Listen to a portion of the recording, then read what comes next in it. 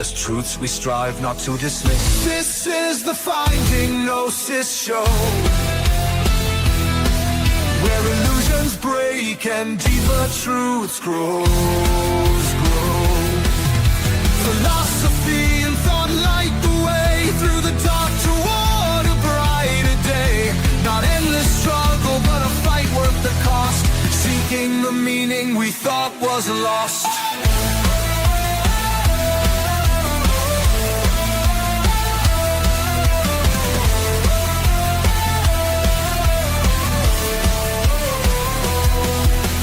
Pessimism asks, why even try? We answer with questions reaching the sky. A critique of the systems, the myths we hold. A reflection on truths both stark and bold. Depressive realism clears the haze, while hope takes root in critical gaze. We search for a path, no matter how steep, to find the truths that lay buried deep.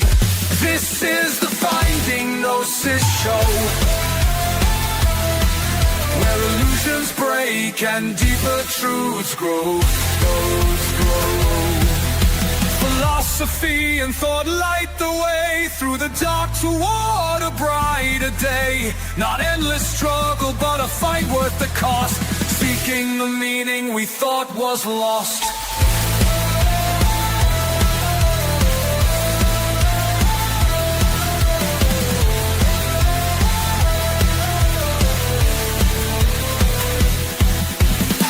Promise ease, we don't promise rest, but a journey to uncover what's best. In cosmic indifference we still find might, to question, to change, and to ignite. Welcome to Finding Gnosis, where truth takes a stand. Together we search, together we understand. Through reflection, critique, and bold exploration, we strive for meaning. The journey begins, the truths will unfold. This is the Finding Gnosis show.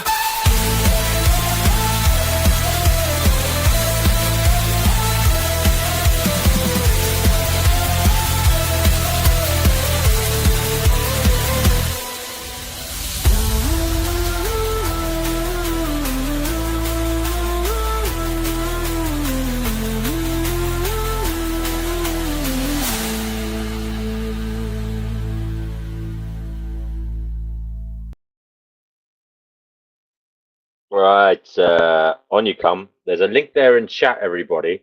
So we will see who comes on here today. We're going to talk about consciousness. What the hell is it? And we had D Prophet there who came by to say that unfortunately he won't be able to participate today, but he has stopped by to say hello and God bless. Thank you very much for the sentiments, D Prophet.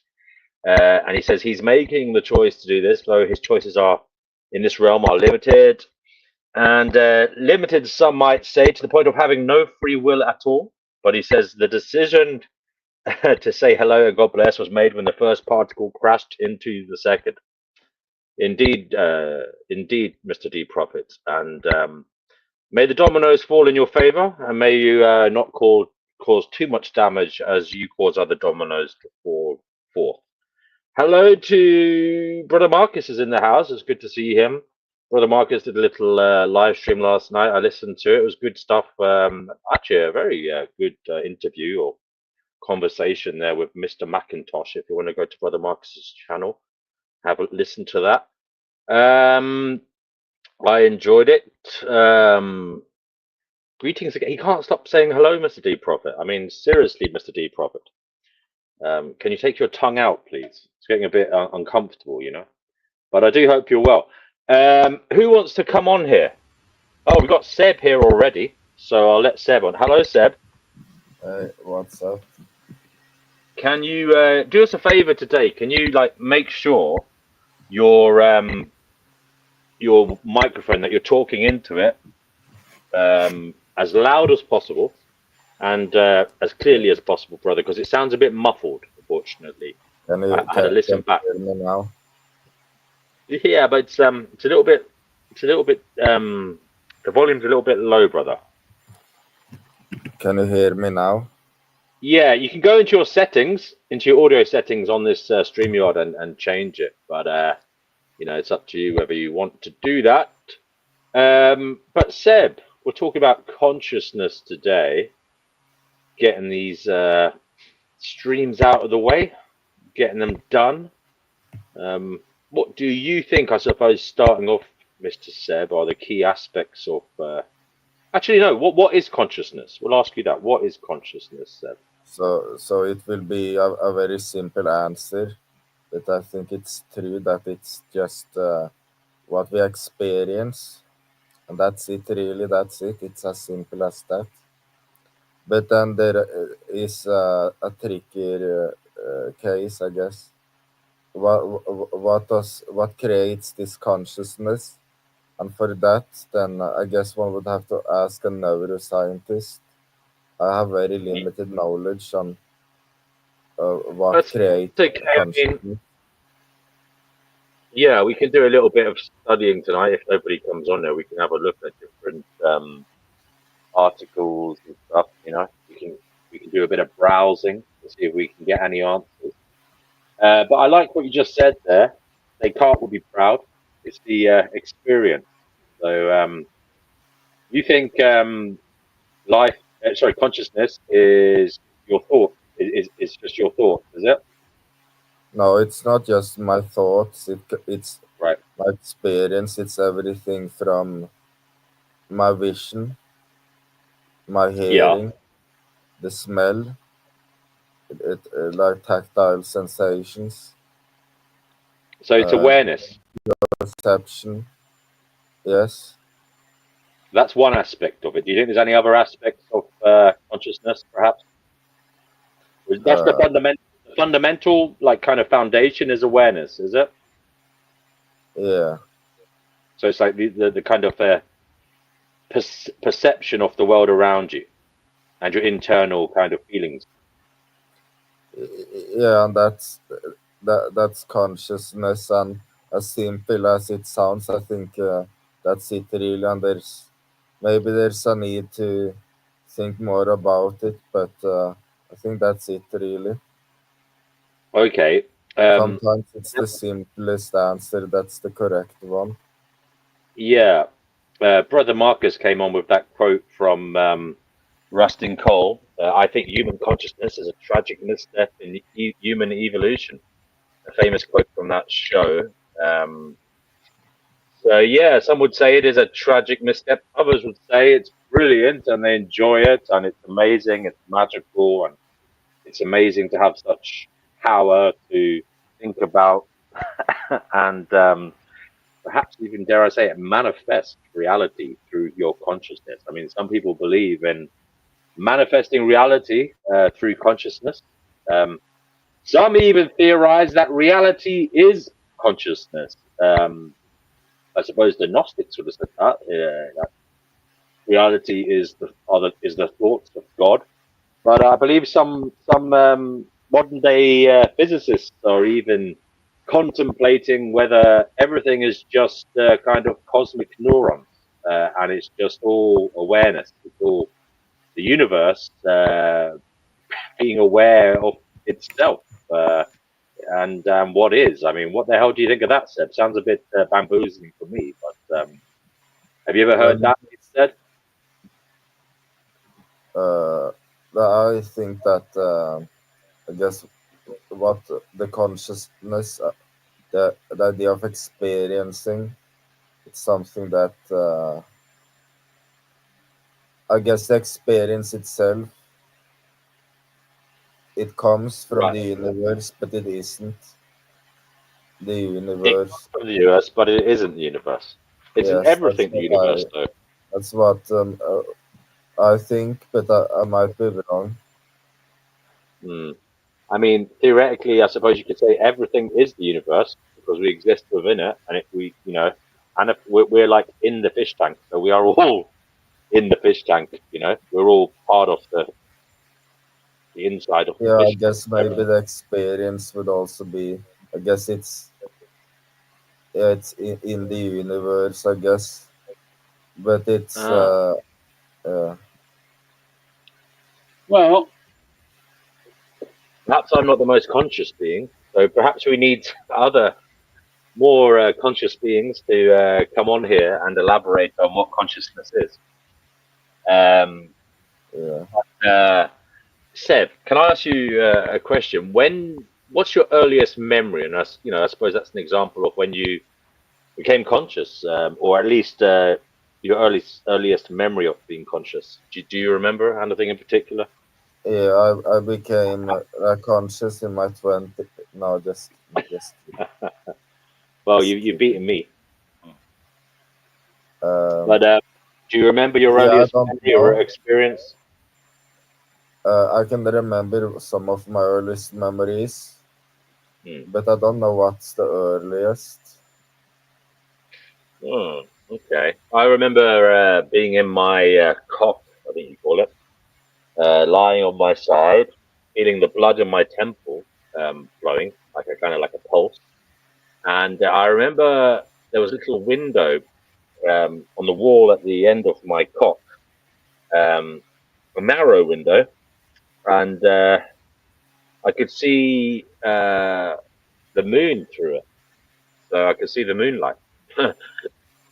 And that was my, sorry, earliest memory. Your And earliest, and you said you it was prepared or in something. night time. Sorry? Why was there blood? No, there was no blood. It was just moonlight, I said. Oh, I see. And But something, go on. something interesting about a lot of people's earliest memories is that it tends to be something that's painful to them, since that Really? tends to be memorable. So I guess a lot of people's earliest memories are painful, and Mm. I guess people their last memories are also Well, painful. I guess. I've never heard that one before, Seb. Are you sure about that? Yeah, yeah, I think so. That Okay. painful Well, memories I are suppose it is it depends on your easier. life. I mean, my earliest memories. I mean, I remember playing with my dog. I remember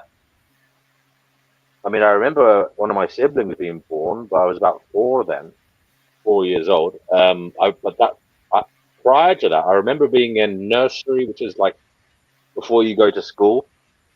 I remember, as I said, I remember being in my cot, but I remember being in nursery, and I remember this friend of mine that I made friends with when I was a kid. One of my first interaction with him was I was on the ground with some building blocks, building some towers, and he came into the nursery his first day, and he ran through and knocked them all over by mistake. But that was my first interaction with a friend I made, and we were friends for primary school, all of primary school basically, and a few years after that as well. But other than that, what do I remember? I mean, I can't remember being in a pushchair. I remember being in my cot, as I said. I don't remember having my nappy changed. um, I, I think I have vague recollections of my potty, but that might not be my potty. It might be my little my siblings' potty. I don't know. It's hard to be sure of your memories. That's the other thing. Um, I'm well aware that one can have false memories. So you could be putting importance on things that you perceive to have happened, and they might have just been some weird input into your mind at a later stage. It might not have. It might not even have occurred. Um, and that is pretty scary. But hopefully most of the time it's benign. But I suppose sometimes it can be problematic. People can be traumatized by false memories. Um, have you ever remembered something, Seb, that you're not sure if it happened or not? Every time I remembered something, I was sure it happened. Hmm. I've never Well, been okay. unsure about a memory being false. Uh, mhm. Well, if there's anybody here who'd like to pop on and say something, we would appreciate it. I'm just a conduit for the conversation, and really, I should put more effort into it. I'm sorry. But I am going to look up consciousness on YouTube and try and find a video to watch. Perhaps that would be a good way of moving forward. We don't want a long video. We want a kind of enough video. Oh, there's one by Elon Musk here. I mean, do I really want to watch him?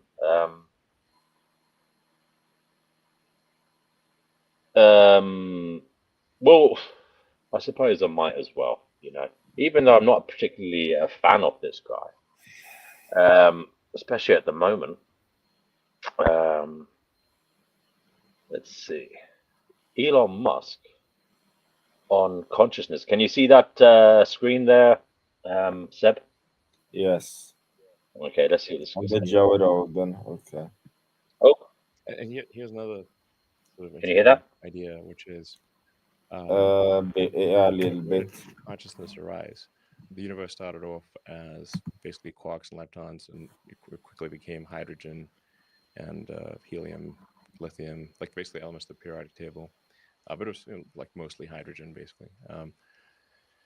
And then over a long period of time, 13.8 billion years later, that hydrogen became sentient. So where along the way did where is consciousness? What's the line of consciousness and not consciousness between hydrogen and here? And here's another sort of interesting idea, which is because you can say like where did It is a good question. Where did it arise? When did it first happen? I mean, I've heard it being said that it's like 3.5 billion years ago or something that sentience first arise. Is that right? I think that's a way Is people. that life? Is that life? Life on this planet? I can't remember. I used to know these figures. Let me have a look. I guess it's so long ago that it's not like one can really be aware of how long ago that was. Exactly. When did sentience? I mean, what's the difference between sentience and consciousness, Seb? Would you like to give us a little lowdown on that? Sentience and consciousness. Yeah, I think for something to be sentient, it has to have some sort of consciousness. So I think I guess semantically there should be a difference in the words, but I think all that is sentient has to also be conscious. Yeah, I think they're very similar, but sentience just has a definition that includes something else as well. But it's one of those things where they both share something in their definitions. Yeah, I mean, in my consciousness, I think is the ability to be aware of your surroundings and what is happening to some degree. And I'd say sentience is perhaps slightly different in that it's like an aware, it's like thoughts of what is happening to you, but not necessarily that you're separate from what's happening. Maybe I'm wrong. We'll have to look it up, Seb. Yeah, I guess it's all that should be done would be to look it up in the dictionary. Do you want to do it for us, Seb? Do you want to have a look up the difference between sentience and consciousness? Yes, please. But I guess you could look it up if you want. Of course I can. Of course I can. I wanted to go and get a drink for myself, though. So if you could, I'd be even more grateful. Are you able to do that? I have a problem with it's not my internet that is slow, it's my PC that is slow. No problem. No problemo. I tell you what, I'm going to just search for a video then. Consciousness Okay. Right. I don't know how long this video is.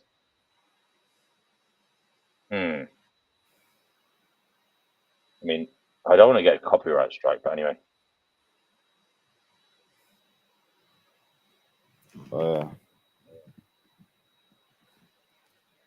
Maybe I'll come Right. up with another joke like last time. Can do, Seb. Can do. Present screen. Share screen. There we go. Share. Where we say that Okay. someone has lost One consciousness definition when they of have been knocked consciousness out is the or are state under of being awake anesthesia. and However, experiencing there are numerous perception, okay? philosophers who have defined So the consciousness state of differently being awake and use it and to refer perceiving to a very things. specific mental For experience, experiencing which isn't simply the perceiving conglomeration things. of all of our perceptions. The videos on this Fair channel enough. use consciousness to mean something very specific, This is a which is little why the bit slow, claim this that video, only humans but are that's good 'cause I'm conscious slow as well. or that consciousness This, evolved very recently These are sounds some strange, different opinions, I think. paradoxical, Only and humans are inaccurate. truly conscious. In attempting to clarify what I mean by Consciousness only consciousness, evolved I very have found it recently. helpful to These are find different terms that can be opinions, I used in the suppose. place of So, Talking consciousness. over the video. Sense. One Can you term I hear have the video? found is the word sentience, Yeah, I can. and this term can be used to refer to the modern definition of consciousness. Sentience can roughly be defined as the ability to have a subjective experience, and this term helps the definition. All right, I've just paused it. Sorry, a bit of chaos here. I'm going to play it now because I couldn't hear it on my side. I had it muted, so Okay. Let's go again. Right, where are we? Definition of words tends to change over time, and the same word can be used in different contexts to mean different things. This is true of the word consciousness, where the term has different meanings in different fields and contexts. In modern parlance, consciousness commonly refers to the state of being awake and experiencing perceptions. This way of defining consciousness is especially useful in medical parlance, where we say that someone has lost consciousness when they have been knocked out or are under anesthesia. However, there are numerous philosophers who have defined consciousness differently and use it to refer to a very specific mental experience, which isn't simply the conglomeration of all of our perceptions. The videos on this channel use consciousness to mean something very specific, which is why the claim that only humans are conscious or that consciousness evolved very recently sounds strange, paradoxical, and inaccurate. In attempting to clarify what I mean by consciousness, I have found it helpful to find terms that can be used in the place of consciousness in the modern sense. One term I have found is the word sentience, and this term can be used to refer to the modern definition of consciousness. Sentience can roughly be defined as the ability to have a subjective experience, and this term helps to clarify the word consciousness in certain contexts. Certain fields of psychology use consciousness to describe a feature of mentality, which constitutes only a small part of our minds, and this often leads to confusion resulting from different understandings of the term. The explanation presented in this video will hopefully allow those who are interested in learning about these topics understand them more fully and with less confusion. We should note that language isn't subject to strict rules, and the definitions of words are often flexible for good reason. Furthermore, it would be wrong to insist that everybody adopt a certain way of speaking, and so the purpose of this video is rather to make the videos on this channel easier to understand and to make them more accessible to everybody. One of the most amazing features of language is its ability to specify ideas so that distinctions between specific concepts can be recognized, and this is one of the ways in which language expands our understanding of the world. For example, the distinction between the concept of evolution and the concept of natural selection allows us to see that these concepts are related but not synonymous. Evolution simply refers to a gradual change in the gene pool over time. Natural selection is a mechanism of evolution, whereby animals with advantageous traits are more likely to survive and pass on their genes. Evolution can also occur without natural selection, for example in the case of gene flow, and this distinction broadens our ideas about nature. By providing a distinction between consciousness and sentience, we may be able to obtain a more complete picture of the mind. The modern definition of consciousness is well captured by the philosopher Bertrand Russell, who wrote that we are conscious of anything we perceive. By this definition, all things that we experience are a part of our consciousness, and consciousness can be explained as any form of subjective experience. This is also well explained by the philosopher Jae-Gwon Kim, who writes, "We are conscious at every moment of our waking lives. It is a ubiquitous and unsurprising feature of everyday experience, except when we are in deep sleep, in a coma, or otherwise well unconscious." When we speak of consciousness, this is what most people have in mind. However, two philosophers who are responsible for giving us the idea of consciousness, René Descartes and John Locke, had something else in mind when they conceived of consciousness. If we redefine consciousness according to Locke and Descartes' circumscription and apply it to Russell's definition of consciousness, we can get a sense of what they meant by consciousness and how it is different from the contemporary definition of consciousness. Russell's definition of consciousness is contained in the statement, "We are conscious of anything we perceive." But right now, if you are seated while watching this video, you are perceiving the images on the screen, the sound of my voice, your feet touching the floor, your arms rested on the chair or desk, your skin touching your clothes, your tongue touching the roof of your mouth or your teeth, and you are also perceiving the temperature of the room. And yet you only became conscious of each of these things as I mentioned them. Indeed, much of what we perceive is not consciously noted, because our mind is usually busy elsewhere. It is also possible to be conscious of something without perceiving it. If you are in a familiar environment, such as your bedroom, you can become conscious of everything that is behind you without looking. These examples quickly show that there is indeed a distinction between perception and consciousness consciousness is That's an interesting point, isn't it, Seb? Yeah. Yeah, and yeah. Yeah, how much of the world in general we're not conscious of, even though we're kind of we have a subconscious perception of it, I suppose. It's on the peripheral of my vision, for example, my room, but what we focus on is very, very small indeed. And obviously, some of us hyper focus on even more small areas of reality. But yeah, it is interesting. What are you getting from this so far, Seb? I mean, I'm getting the feeling that consciousness perhaps is very much being aware of something that is not us, that is not you. A lot of the time, it's like the effect of the outside on the inside. What do you think? Something that I thought about was how I guess consciousness happens when one is awake, right? Yeah, So he does did. that Yeah, mean that's the it. sleepier one gets, the less conscious one becomes? Yes, it has to mean that. Well, One that's a would very be good point less because conscious. he did say when you're awake. I mean, I don't think that's necessarily right. I mean, you are probably. I mean, yeah. I mean, are you conscious in your dreams? I mean, you're not aware that you're dreaming, I suppose, unless you're lucid dreaming. Apparently, some people can do lucid dreaming.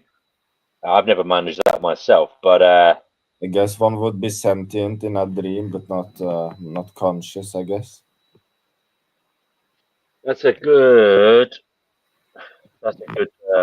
way of looking at it, I suppose. Not you're not too aware in a dream, I suppose, of yourself, or you are aware of yourself, but you're not. Then what is the difference, really? If you're in a Well, dream, you're awake. I mean, you're still in your dream. You might as well be in reality because you're perceiving what is happening as real. It is your reality, and you're yeah, perceiving. so yeah, I figured it out. Go on. So this is what I think. So the way consciousness is used is often used in a very practical way. Like in the video, there was the example with the whole boxer who got knocked out or something like that. Uh, and when they wake up, they become conscious. So that becomes becomes very practical like that. But if being conscious is just being aware of things, then I guess one can be aware of things in dreams, so one would just be a little conscious in the dreams too. You're conscious of your dream. Yeah, one would have Which to is be like, how else would one able to retrieve a memory of the dream? so basically, God Almighty says you're conscious when you're dreaming, but when you're lucid, you're more conscious or conscious at a higher Yeah. level. Yeah, I mean, I'm really skeptical of lucid dreaming, man. I just like, I mean, I can close my eyes and I can imagine things happening. Yeah, I can do that, but I can't sleep and control what I think about when I sleep. And I mean, seriously, can anybody actually do that? I mean, are you actually asleep when you're doing that? Oh, hold on a second. We've got someone who says they can do it. Wow, person of the moment. Can you come on here and talk to us about that, please? Basically, God Almighty, we'd love to hear about your lucid dreaming. I'm a little bit jealous, actually, because if I could lucid dream, I'd probably try and stay asleep all the time. Not that I don't already, but I'd probably perhaps even enjoy it even more so than I do already. And that's a lot, I tell you. I do love sleeping. But basically, God Almighty, would you like to come on here? The link is there. Tell us about lucid dreaming. In the meantime, we will continue our efforts. is more synonymous with awareness or knowingness.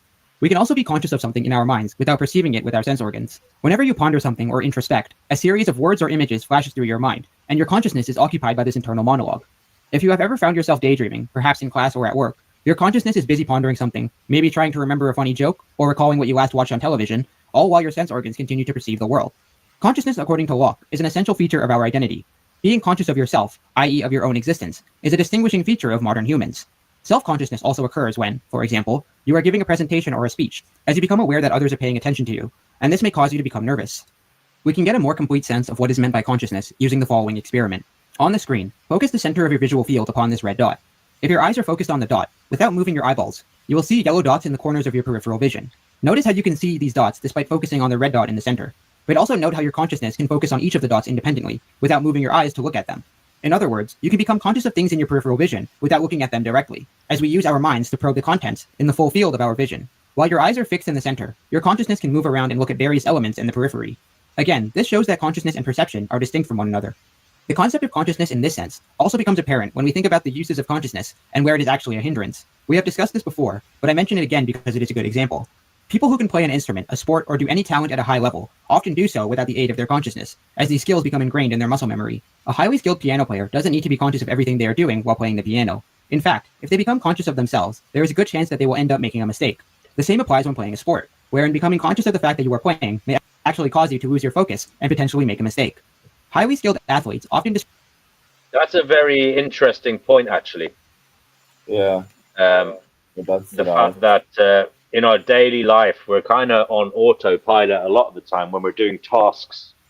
And like the actual stream of consciousness, that little part of you that is fully aware, is thinking, as I said, about a very small part of reality. And yet you're doing things, okay?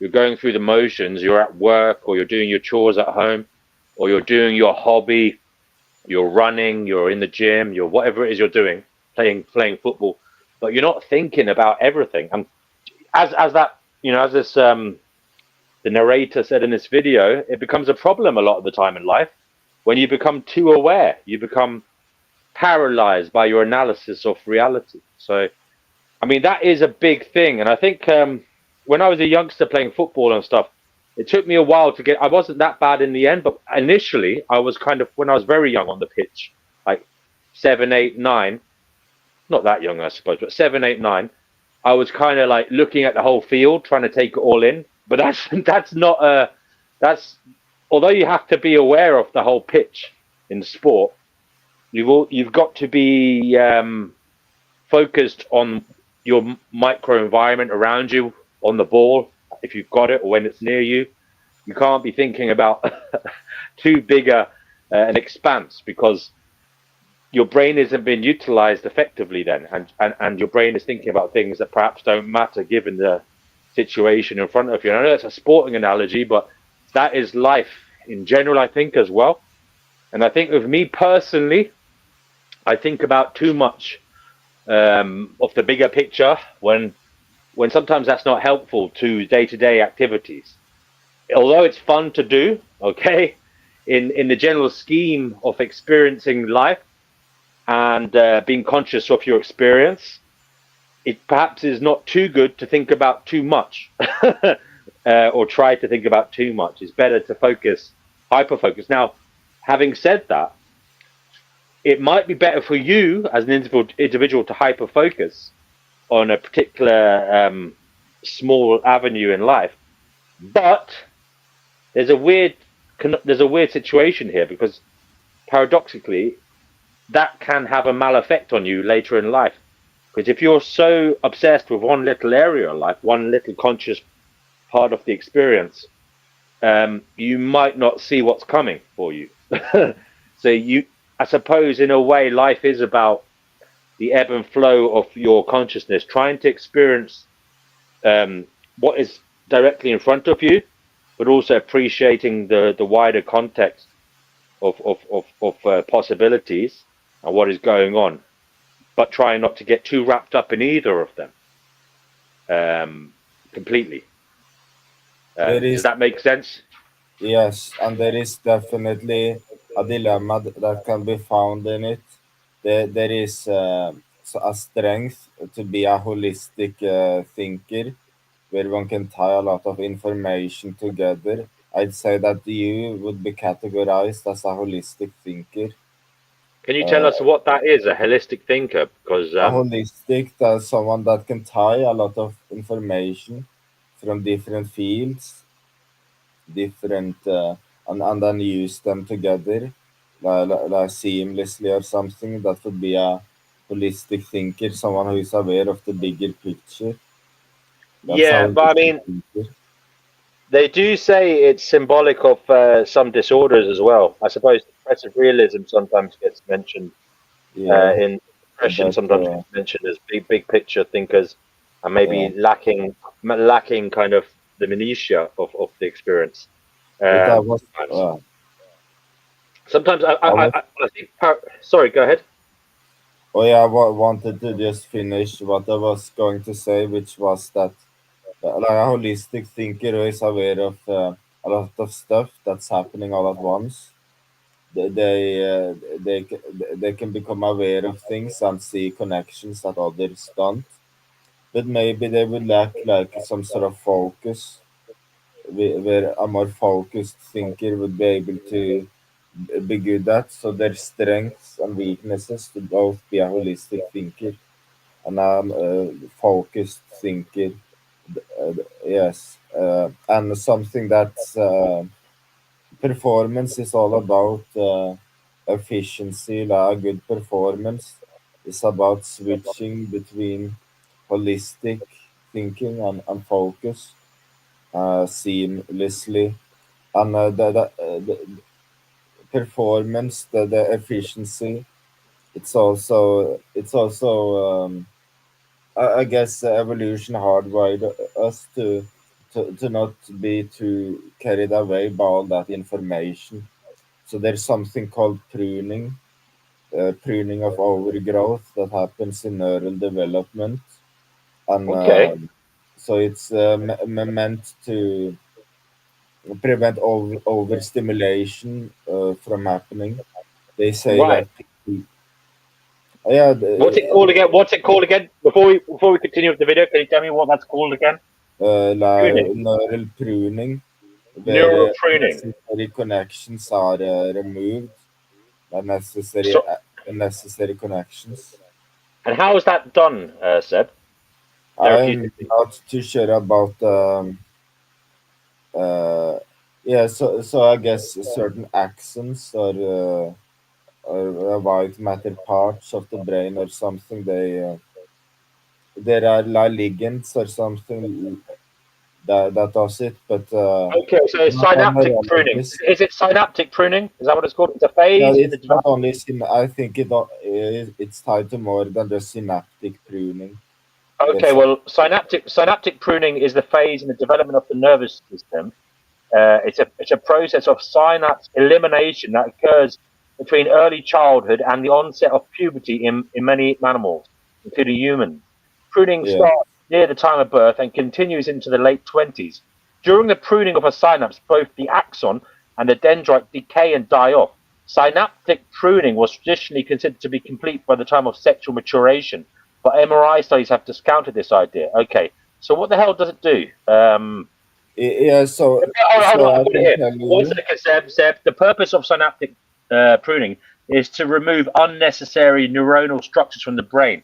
As the human brain develops, the need to understand more complex structures becomes more pertinent, and simpler associations formed in childhood are thought to be replaced by complex structures. Okay, so yeah, I mean, it's a little bit like I can see what it is. It's just like your brain killing off parts that don't really matter as much for your Yes, survival, and maybe it's something to do with neural pathways as well. It's like the neural pathways that get used the most flourish, and the ones that don't die off. But it is really interesting. This has a biological basis at such a small level, like at such a foundational level in the brain, and pruning in a maturing brain that is associated with learnings. Okay, so this is interesting. This might be what I'm lacking. Pruning that is associated with learning is known as small scale axon terminal arbor pruning. Axons extend short axon terminal arbors towards neurons within a targeted area. Okay, certain terminal arbors are pruned by competition. The selection of the pruned terminal arbors follow the user or lose it principle seen in synaptic plasticity. This means that synapses that are frequently used have strong connections, while those that are rarely used are eliminated. Examples seen in vertebrates include the pruning of axon terminals in the neuromuscular junction in the peripheral nervous system and the pruning of climber fiber inputs to the cerebellum in the central nervous system. Okay. In terms of humans, synaptic pruning has been observed through the inference of differences in the estimated numbers of glial cells and neurons between children and adults, which differs greatly in the mediodorsal thalamic nucleus. That's a lot of words there that are beyond my grade, but it is interesting to think about the use it or lose it principle, and that your consciousness is affected by what you utilize. So your brain, okay, what you see, what you experience forms pathways in your brain, okay, and basically it allows some synaptic what they call these synapses. It allows some of the synapses to flourish at the expense of others, and this causes a kind of exponential kind of cycle of thinking in one way. Okay, you experience, and that your thinking is in one way, so therefore your experience is shaped by your thinking. So your consciousness becomes more rigid, okay, as you grow, right, and as you learn, and that is just both scary and intriguing. I mean, I say scary because I'm a catastrophic thinker, and one of the things I kind of think about a lot is error theory and how much of my personal experience on life has been down to erroneous thinking from my cultural indoctrination in life through religion, through the kind of nationalistic upbringing that I had, but also through kind of delving into other movements, okay, of political movements, humanitarian movements, social kind of causes, etc. Once you're ingrained, once you're in these movements, once you're around these people, your thinking does change. And I suppose this synaptic pruning is evidence of that, because the more something happens in your life to you, the more you think about something, the more you're looking at something, perhaps your brain is just really killing off other options, and your consciousness becomes that. So, wow, I'm so glad, Seb, that you opened this up to me, because now it's even more evident that we have to be very careful as individuals in regards to what we entertain, what we think about, and what we because what we think about may well become our experience, our conscious experience, that is. I mean, I don't know. I'm just, as I say, I'm flying off the cuff here, but it is just something to think about. Yeah, so the reason I brought it up is how I guess a lot of principles in like that one can philosophize. I guess it already unintentionally happens by, I guess, by evolution, that by doing like synaptic pruning, it eliminates unnecessary connections. And a That's an basketball interesting point. player. That's an interesting point. So, in a weird kind of way, conscious outlooks born from synaptic architecture are either allowed to be passed on, as in, like, obviously not genetically, but culturally, socially speaking, the conscious interpretation of reality is allowed to flourish or not. And it's a little bit like survival of the fittest, not necessarily the best conscious experience, but the conscious experience that is the most suited to its surrounds, as in the one that doesn't get misshapen or knocked off by other people's conscious experiences. So it's the most robust conscious experience that survives. Now, this may not be the most sensitive one. It may not be the most. It may not be one that is the most endearing. It may not be one that is the most beneficial to the well-being of others. It could be a psychopathic consciousness that rolls forth and isn't interrupted by others. Because to be for your consciousness to be let's just say not affected by others, I suppose you'd have to have in your brain an element of an inability to take into account other people's perceptions, thoughts, words, deeds as important to your own way forward. So if you don't take what others are doing and saying to you as important, empathetically speaking, or even intellectually, then your consciousness will survive. And I don't know what that means for a person who is experiencing that and for society as a whole. I mean, it could be problematic, couldn't it? That the consciousness that isn't affected by others is the one that is the most robust. And, I would imagine that would cause problems if one deems that person a psychopath, for example, or in some way antisocial. I mean, you'd kind of have to be antisocial if you weren't naturally taken into consideration or being biologically affected by the input from others. You'd have to be some kind of weird, strange entity, that's for sure. But maybe that's what is happening here. Maybe that's why progress seems so slow, redundant, even sometimes, because despite the upswell of the general population and the kind of motivated and enthusiastic spurt of goodwill we have sometimes in society, it does seem that there is this kind of monstrous, unempathetic way of experiencing and viewing life that keeps rolling onwards. And this could be something that you've helped me think about today, if I'm making any sense. I guess that's right. And I guess psychopathy, after all, is something that one can find in abundance in reality. And the psychopaths, they often take leadership roles, and it's not only their willingness to fuck other people up that gets them that far, but it's their inhibition of shame, guilt, and remorse that can get them that far. It can be said that. If you think about this synaptic pruning, it just shows that even if they've got some anatomical difference in their frontal lobes, this is the whole brain here that's affected.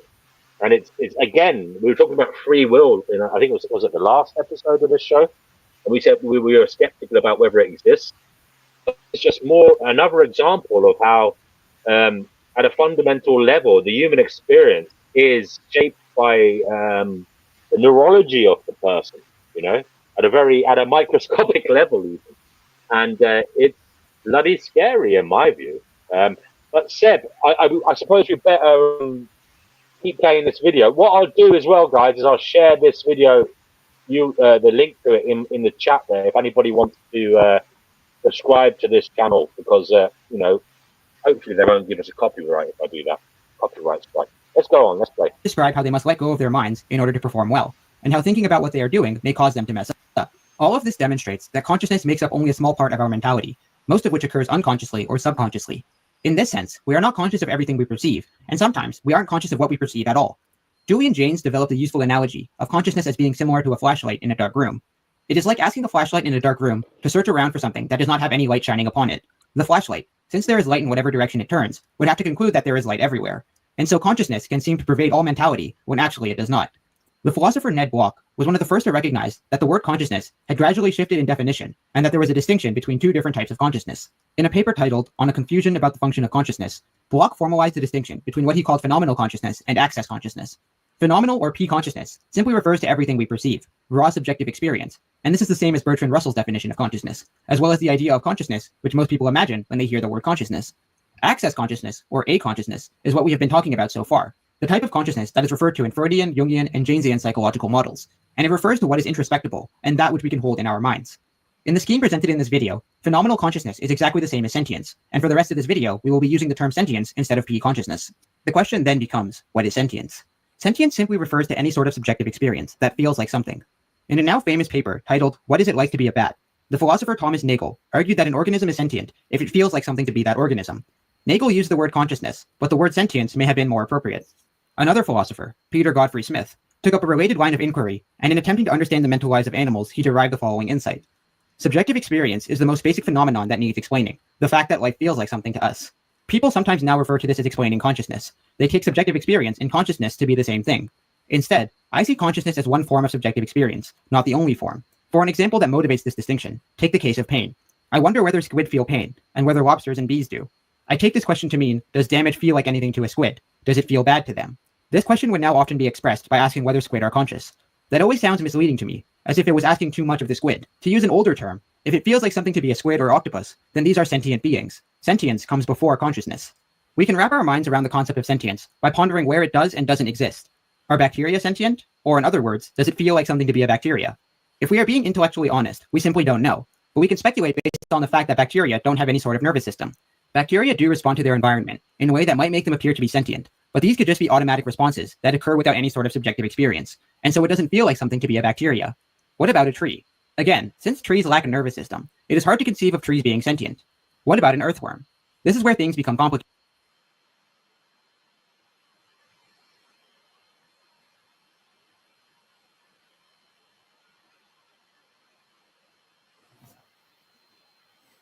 You're muted, by the way, in case you don't know. Oh, thank you. I mean, it does seem problematic to me. It's hard to prove.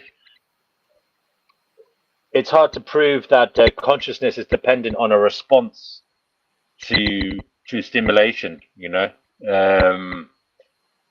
I mean, it might be horrible, but I can see that something or someone could be conscious without being able to respond to the sentient experience, as it were. Do you know what I mean? Yes. Although that might be very, very horrible, who's to say it's not the case? I suppose the panpsychics will have something to say. But we haven't mentioned panpsychism today, but maybe we won't bother. Anyway, let's keep going. If you step on an earthworm, it responds in a way that indicates that it feels pain, and so it seems that worms are in fact sentient. But it is also possible that this is an automated response, and it is hard to tell whether they are truly sentient. What about a mouse? Mice are sentient, because it probably feels like something to be a mouse. Mice can experience sensations, and its behavior is not simply governed by automatic responses. Humans are also sentient, because it feels like something to be a person. A philosophical zombie is a hypothetical person who is behaviorally indistinguishable from a person, but has no subjective experience, and hence lacks sentience. You, in watching this video, are having a subjective experience of colors and sounds. Young children are also sentient, because they can experience pain, pleasure, and raw sensations. But as we have mentioned before, young children don't seem to be conscious, at least until they reach an age where they suddenly realize that they exist. Here is another thought that might intrigue some of you. Does it feel like something to be a computer? Probably not yet, but sometime in the future, we might be able to create artificial brains that experience sentience. The phenomenon of sentience is very mysterious, and philosophers and scientists don't really know what it is. Furthermore, it is hard for us to tell which organisms are sentient and which aren't. Sentience is the ability to experience qualia, a word which refers to raw sensations that feel like something. Examples of qualia include pain, experiencing color, the sensation of touch, and our sense of smell. Each of these have a subjective quality that produces a specific sensation. It feels like something to observe the color green, and looking at a green object produces the experience of seeing green. There are many qualia which humans can experience, and animals presumably experience their own unique qualia based on the sense organs they have evolved. These sensations, however, are different from consciousness, which refers to a mental awareness which is superimposed onto our perceptions. Consciousness and sentience should not be thought of as distinct or as opposing concepts. Sentience refers to a wide range of phenomena, of which consciousness is but a small part. Consciousness is just one form of sentience, because of the fact that consciousness feels like something. Recently, the word sentience has also started to take on different definitions, sometimes being used to refer to the state of self-awareness characteristic of human intelligence. We may, for instance, speculate about the existence of sentient aliens, by which is meant that these aliens are self-aware and intelligent. Of course, this isn't a problem so long as the context allows us to understand what is meant by the term. Language is a powerful tool, which enables our minds to access difficult concepts, but confusions can arise if people hold differing definitions of the same words. Thus, I have always found it helpful to clarify what is meant by certain terms, so that we may effectively communicate our ideas with minimal confusion.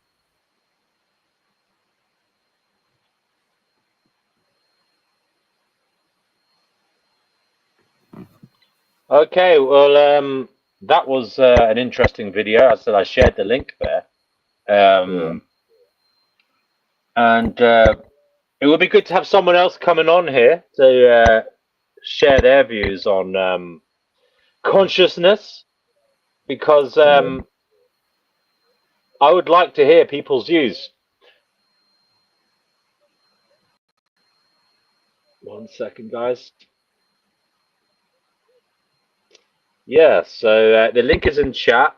We've got some interesting characters in the live chat here who seem to be very well informed on the matter. So it'd be great if they came on here and spread their interpretations of consciousness using their own consciousness. But Seb, any thoughts, etc., on consciousness now that we watched that brief introductory video to the difference between sentience and consciousness, etc.? No, so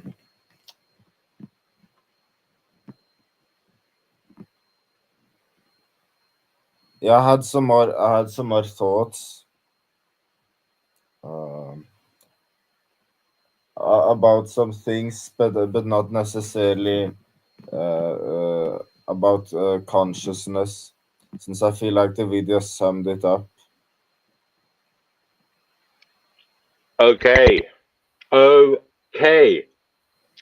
So, Seb, do you personally think consciousness is a materialistic manifestation in that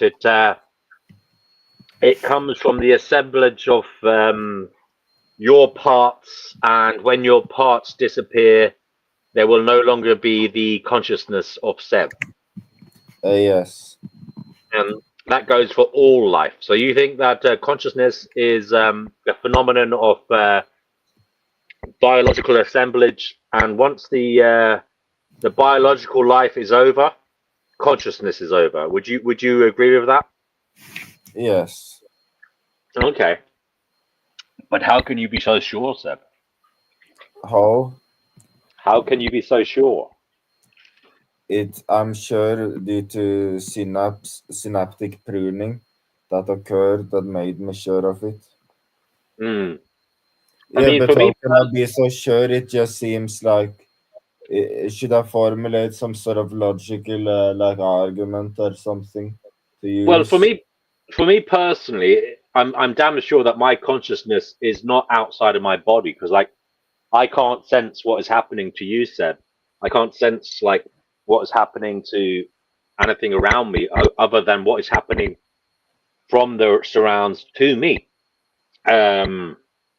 So I know it's within my consciousness is within my body.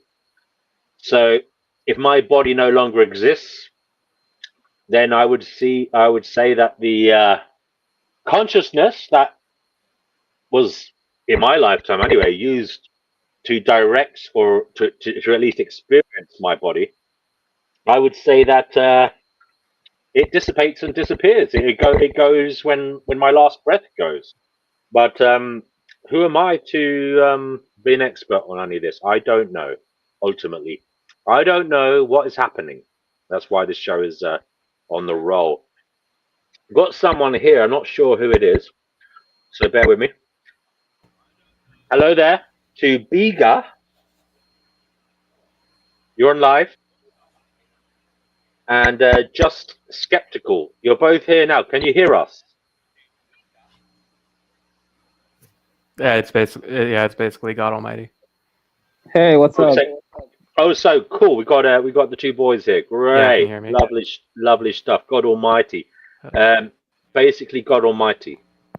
So Jay is here as well, I believe. Is that right? That's your voice, Jay? Yeah, it's JE. Yeah. Okay. Fantastic. Lovely. The Fab Four. So basically, God Almighty. You have been saying some very interesting things in the comments there. First of all, can you give your own interpretation or description of what consciousness is for you?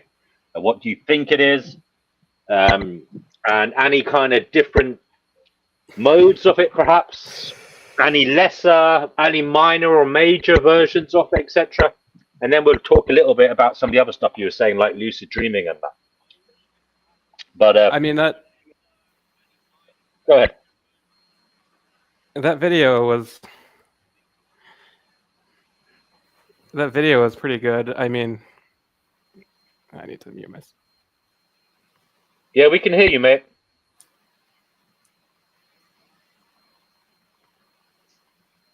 Okay, yeah, that video was pretty good. I tend not to really make a distinction between consciousness and sentience. I basically treat them as synonyms, but sometimes a distinction can be helpful.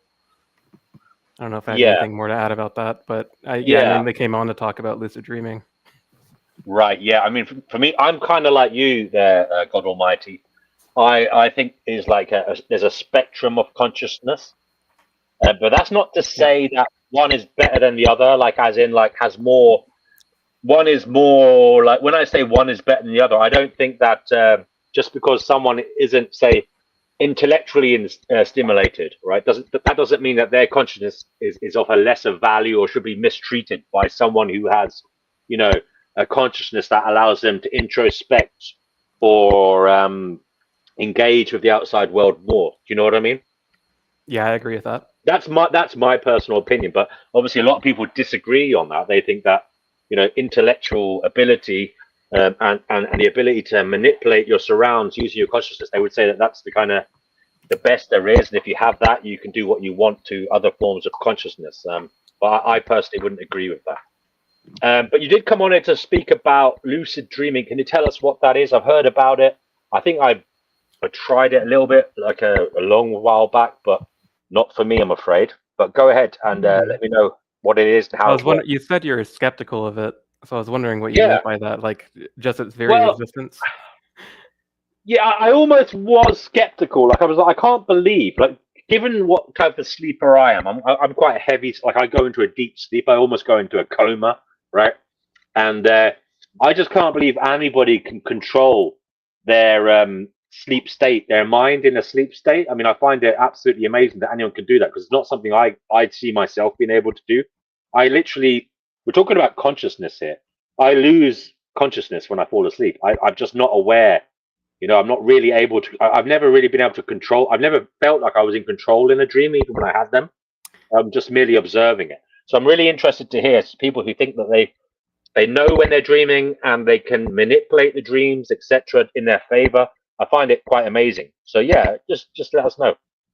I don't think you need to be able to control the dream in order for it to be lucid. I think lucid dreaming is just being aware that you're dreaming. And sometimes you can control aspects of the dream.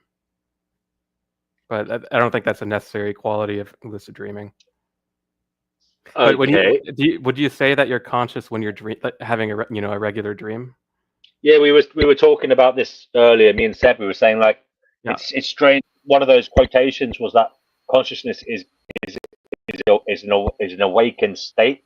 But I was saying, well, I think you're kind of conscious in a dream. Your consciousness is just concentrating on a dream state. Maybe let's say sentient. Would you say you're sentient during a dream, or are you aware when are you subjectively perceiving when you're dreaming? What do you say? You're subjectively experiencing your dream. Right. But, you know, as I say, and if you can't tell it's a dream, there's not much difference. If you can't tell you're in a dream, right? There's not much difference between it and actual conscious reality, because you're experiencing it. You know, it's an experience. So in that way, it's kind of still a conscious experience, if you know what I mean. Yeah, I agree with that. It seems like a perfectly normal thing until I don't know, you realize something's off, and then that can usually. Yeah. So can we ever know we're not dreaming? Maybe everything is a dream within a dream within a dream, eh? Maybe this is just a dream, in some sense. Well, some people say that. The waking reality. Some people say that everything is God's dream. You know. And maybe something like the amount of suffering is an indicator that we're dreaming. Like there's something wrong, or like the way everything is set up, seems wrong. So maybe that's an indicator that it's just a dream. Similarly to how, like, when you're having a regular dream, maybe like and look at your hands, and there's something not right with your hands, and you realize, oh, this is just a dream. Well, I heard before that people have nightmares when something is going wrong in their home. For example, say God might have fallen asleep on his sofa after smoking a doobie, and maybe he left a pizza in the oven and it's burning, and there's smoke all around the house, and maybe he's having a nightmare because his brain is telling him to wake up, and that's the pizza's burning, and that's Yeah. why we're all suffering. But there's definitely something wrong, says Dead Inside, and I would agree with you. But yeah, listen, God Almighty, can you tell us about lucid dreaming? What you do, how you do it, and etc. Can you advise people on how they might be able to do it? Well, usually I don't go into like I don't fall asleep trying to do it. It just happens.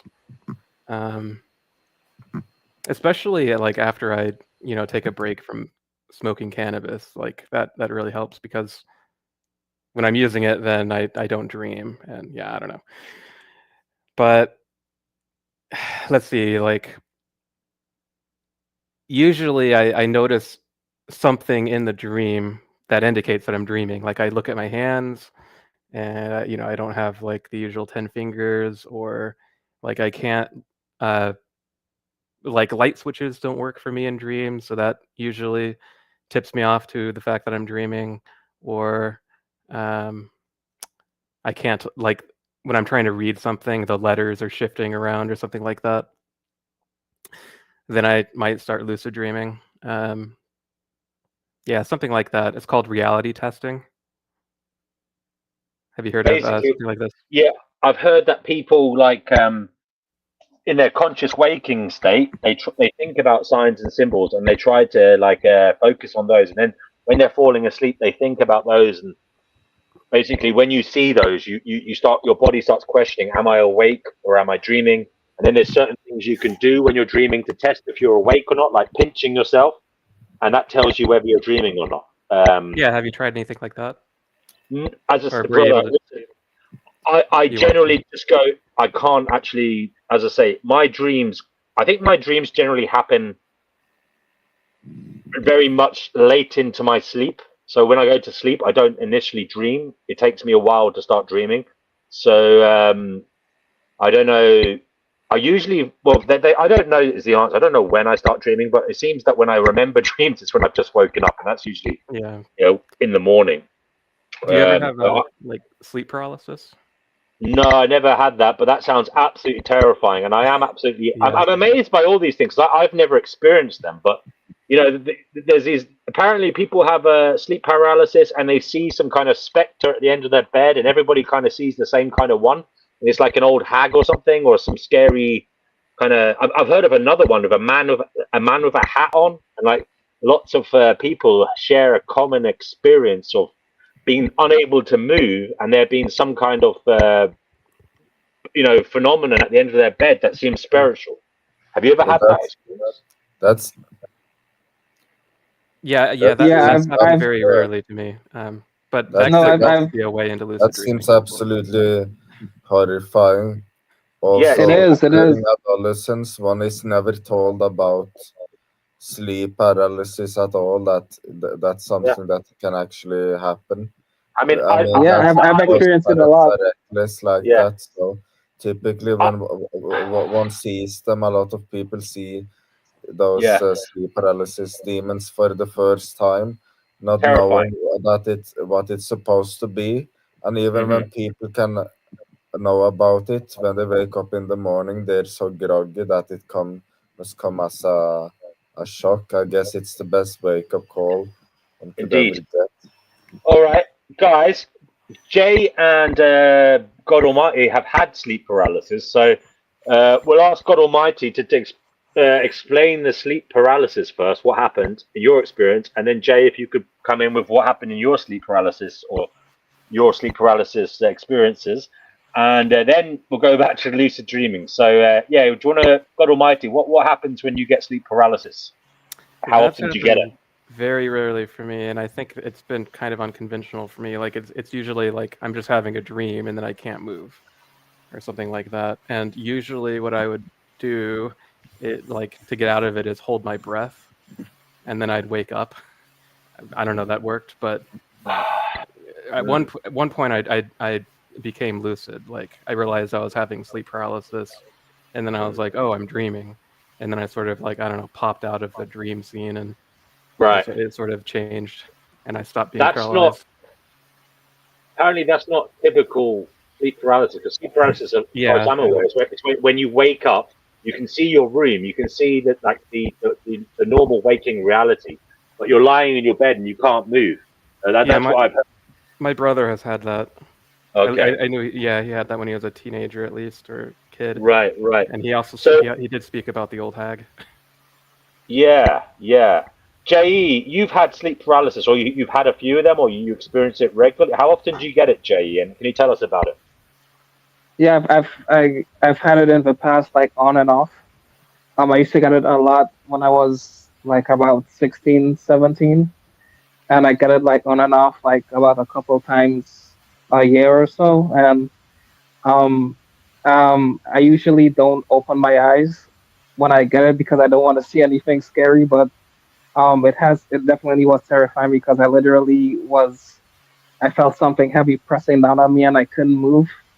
And Yeah. I just basically just wait for it to be over, and I just try not to open my eyes to see what's holding me down because I don't want to see anything scary. But yeah, I've experienced it quite a few times, and really is terrifying because I literally would try to like move my body and try to shake off whatever's holding me down, and like I literally can't get it off of me, and I usually just uh, I keep my eyes closed and just wait a few minutes, and it usually just goes away, and I just either fall back asleep or I yeah, I usually just fall back asleep, and it usually tends to leave me alone. Very strange. Jay, have you seen something? Then you said you close your eyes if you don't want to see it. What have you seen when you have seen something, when you've been experiencing this?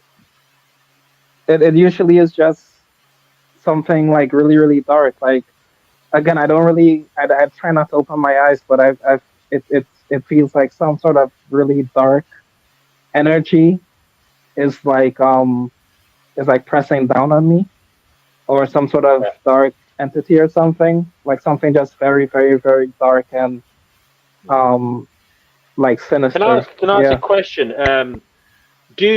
Is it possible that it's like your body is experiencing some kind of problem at the time? Like, for example, maybe you're not getting enough oxygen in your brain. Like maybe you're having breathing. Maybe there's not enough air in your room, or you've got asthma or something. I don't know. I'm just trying to think like what could be causing this. Like, because they do say that lack of air can cause hallucinations in the brain. So, what is there any possibility that it's a circulatory problem, or maybe breathing problem? Maybe Yeah, it could be. Yeah, because that makes sense. is it related to sleep apnea? Do people with sleep apnea get this? Because I heard that they also get a kind of paralyzed feeling when where they kind of can't move. Is that right? They wake up, they can't Uh, move and stuff. I don't know. I don't know. I haven't heard of it, and I don't have sleep apnea, so I can't Okay. really yeah, I can't really discuss that. But I Okay. think the oxygen thing, I think it does make sense because our brains are storytelling machines, Hmm. and so that could be one way of the brain trying to tell us that we're not getting enough oxygen. But then that doesn't make sense either because I I'm mean, usually able to breathe pretty easy when I'm sleeping, so I don't know. yeah. I mean, lots of things don't make sense in humans. I mean, one of the things that I think about Yeah. sometimes is this is kind of related. I'll try and make it related, but you know the fact that there's like dragons in human myths and legends, and like yet dragons have never existed. You know, but yet there's this kind of like massive reptilian kind of monster is kind of weirdly a shared phenomenon throughout human cultures. I mean, in Europe we had them. Saint George apparently slayed a dragon. The Chinese have them. I mean, they're all over the place, aren't they? In Africa, there's been examples in like old in their culture of dragons, and in Indonesia and stuff. I'm not sure. I presume in Native Americans as well. Um, but part of me thinks that could be genetic memory of like when we were mammals. As in, like when we were little rodents running around, like rat-like creatures, or our common ancestor was running around with all the dinosaurs. maybe it had like an archetypal imprint in its like brain of a kind of like a reptilian monster, like a dinosaur, and that's why Mm-hmm. it's still in there in the mammal brain for us to be scared of these things. It's a bit like I even get this. I get this thing where when I see a hose pipe on the ground or a bit of wire or Yeah. something, I do a double take because I read that's because of our reflexive kind of reaction to snakes, like as a survival mechanism in the human brain. We kind of recoil when we see something snake-like. It catches our attention, even if it's in the periphery. We were talking about this earlier. We might be focusing on something with our conscious experience, but if there's something that's snake-like, we'll automatically look at it because it's dangerous. And what I'm saying is that's clearly an imprint in the human brain somehow of a snake, or at least a response to a snake-like entity. So maybe the same thing is happening for. That's why we're scared of dinosaurs, and we have these dragons in our mythical cultures. But also maybe there's something about this specter at the end of the bed in sleep paralysis, that it's some kind of phenomenon that's universally imprinted in our brains. But I'm not sure why it comes up as a hag, or it comes up as what I'm saying is maybe it's not a spiritual thing. Maybe it's got a biological basis. That there's some kind of weird genetic memory going on there. The thing you said about snakes makes sense because I've also heard that in the past, because of I guess how much snakes used to kill humans back in the day, it kind of it could have had a genetic imprint on us, and that's why we fear like dragons and snakes so much, is because of how much snakes throughout history have killed humans. I think it probably came well before humans. This is like a really reflective imprint in our biology from when we were, like, as I say, rat-like creatures running around. It's a really kind of primordial influence on our experience there. Coming from our very foundational time on this planet. Selection pressure isn't totally like flawless. It leaves a lot of mistakes, evolutionary baggage. We still have the tailbone that was from when we were apes. There are still a lot of stuff. Even I guess in the phobias, a lot of the phobias could be evolutionary baggage from that makes sense. previous I mean, times. phobias A lot phobias of are probably people there to could protect say us. it's memories passed down, or something like that. It's that one passed down memories. But it could also be that just like another evolutionary baggage. Yeah, that's an interesting thing you brought up there, Seb. The evolutionary basis for all this and all this kind of baggage in our brain, or like the kind of biological effect on our brain that's caused by our Yeah. gene. So I guess evolution isn't exactly like the most efficient. I guess the cells aren't exactly the most efficient network ever, where everything is optimized to an Right. extreme degree. I guess to spread one's genes, all one has to do is to the bare necessity, and then one's genes would spread into the future. Yeah, I mean, Seb, you made me. I don't know why, but I just started thinking about the kind of problematic areas of our kind of habitual thinking. And these phobias, etc., that you mentioned, they might have an evolutionary basis. They came from our ancestors, where it was sensible to be scared because you were constantly in danger. Nowadays, as we sit on our armchairs at our desks, we're less so in danger, but we still have those prehistoric drives in us, where we feel at our core that we're in danger, and it was sensible for our ancestors to feel like that, because they could literally have had their head ripped off by some other creature at any moment. But so anxiety, all these different so-called mental disorders have a rational basis, and what I'm thinking now is the conscious experience as an individual is very much shaped by these so-called disorders sometimes to some degree or another. So what about when we take pharmaceutical drugs to kind of deal with the maleffects of, for example, anxiety? Do you think that could have a maleffect on our conscious experience? Are we dampening down what it is to be conscious? Are we dampening down our abilities or our powers as a conscious being by taking drugs, whether they be pharmaceutical or not?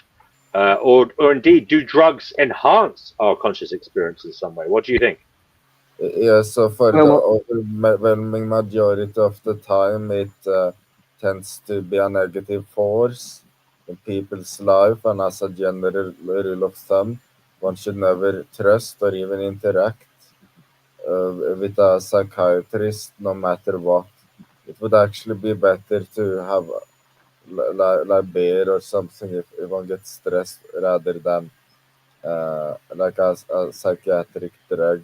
Psychiatric drugs tends to increase serotonin in excess amounts, which can result in worsening of mood, even worse anxiety, anhedonia, and other mood disorders. And psychiatrists, they have a way of framing one's problems on I guess the mental illness in and there's a lack of accountability in So, many so sort of it psychiatric sounds like, fields. Seb, what you're saying is the psychiatrists have a tendency to frame the problem as one of the individual rather than one of the surrounding reality that individual is in. Is that right? Yes, they are extremely there's extremely sloppy people. Well, I They have suppose, no Seb, idea what they're doing. to be the devil's advocate here, I mean, it's very difficult to change the external circumstances, isn't it? I mean, they're so immense. There's so much of it. Isn't it easier to focus on the individual experiencing it? Uh, yeah, I guess it's hard, but you know what's harder? It's to change one's circumstances while having serotonin in excess amounts in order to have drive and to do stuff. On you can't have excess serotonin. The reuptake stuff, whole system's there for a reason. One sees what happens when the reuptake stuff gets inhibited. The, and It is it very, very can't be done. problematic, Seb. It's very, very problematic to mess with one's brain Yeah, chemicals. It and is a dangerous game, and it can have consequences that are very dire. It can be demotivating. It can even make people suicidal. So it can make yeah, people worse than they began with before they meddled with the drugs, be they legal or illegal. It can also have positive effects as well. So it's a very it's just a minefield of possibilities. But going back to what we were talking about there, prior to this, drugs in general, you had your little say there. What do you think, BGA? Do drugs enhance or debilitate the conscious experience? Or is it a Well, bit it of both? depends on the drug, right? Yeah, you mentioned earlier you did marijuana, right? You said that stops you from having lucid dreaming. What Yeah, or about just dreaming in general. Well, what I about mean, your waking there are some experience? rare exceptions though, like when I was using and I've had profound experiences that broke through. So I don't know. Can you Um, care to share, or were they very meaningfully I personal? don't feel like sharing that one. Yeah. I mean, I've had Um, very personal experiences with Mary Jane, and but they would I make. don't know if it was due to the Mary Jane. I'm just saying like I went to sleep and I had like a profound dream. That was like that was like a hyper real dream. It Yeah. was like Oh, a profound tracking is experience. here. One of my favorite channels. If tracking would care to come on, that would be delightful. But okay, BJ, So, like anything else? it tends to stop the dreaming, but sometimes some profound dreams still break through. But I don't know. Right. It's something like I don't know, psychedelic mushrooms. Those are different from say SSRIs and what they do with the consciousness. It, yeah, So I don't know what it's to really in. say. Oh, yeah, sorry. Depends on the drug. JE, have you It's got anything to say I interesting about guess to the maybe drugs? you don't want to call that a drug, maybe an entheogen or something, the It's magic mushrooms. interesting to one can point a comparison between I'll be right back, guys. SSRIs I'm and listening. Keep talking, guys. I'll be right back. hallucinogens. One can make a comparison between uh, SSRIs and hallucinogens, and one can see that they have a lot of opposites to each other. I guess it's said that, but guess it has been proved that LSD can help people with trauma, and it can increase hedonic function. When someone, I mean, if someone takes a microdose of it, the color seems brighter.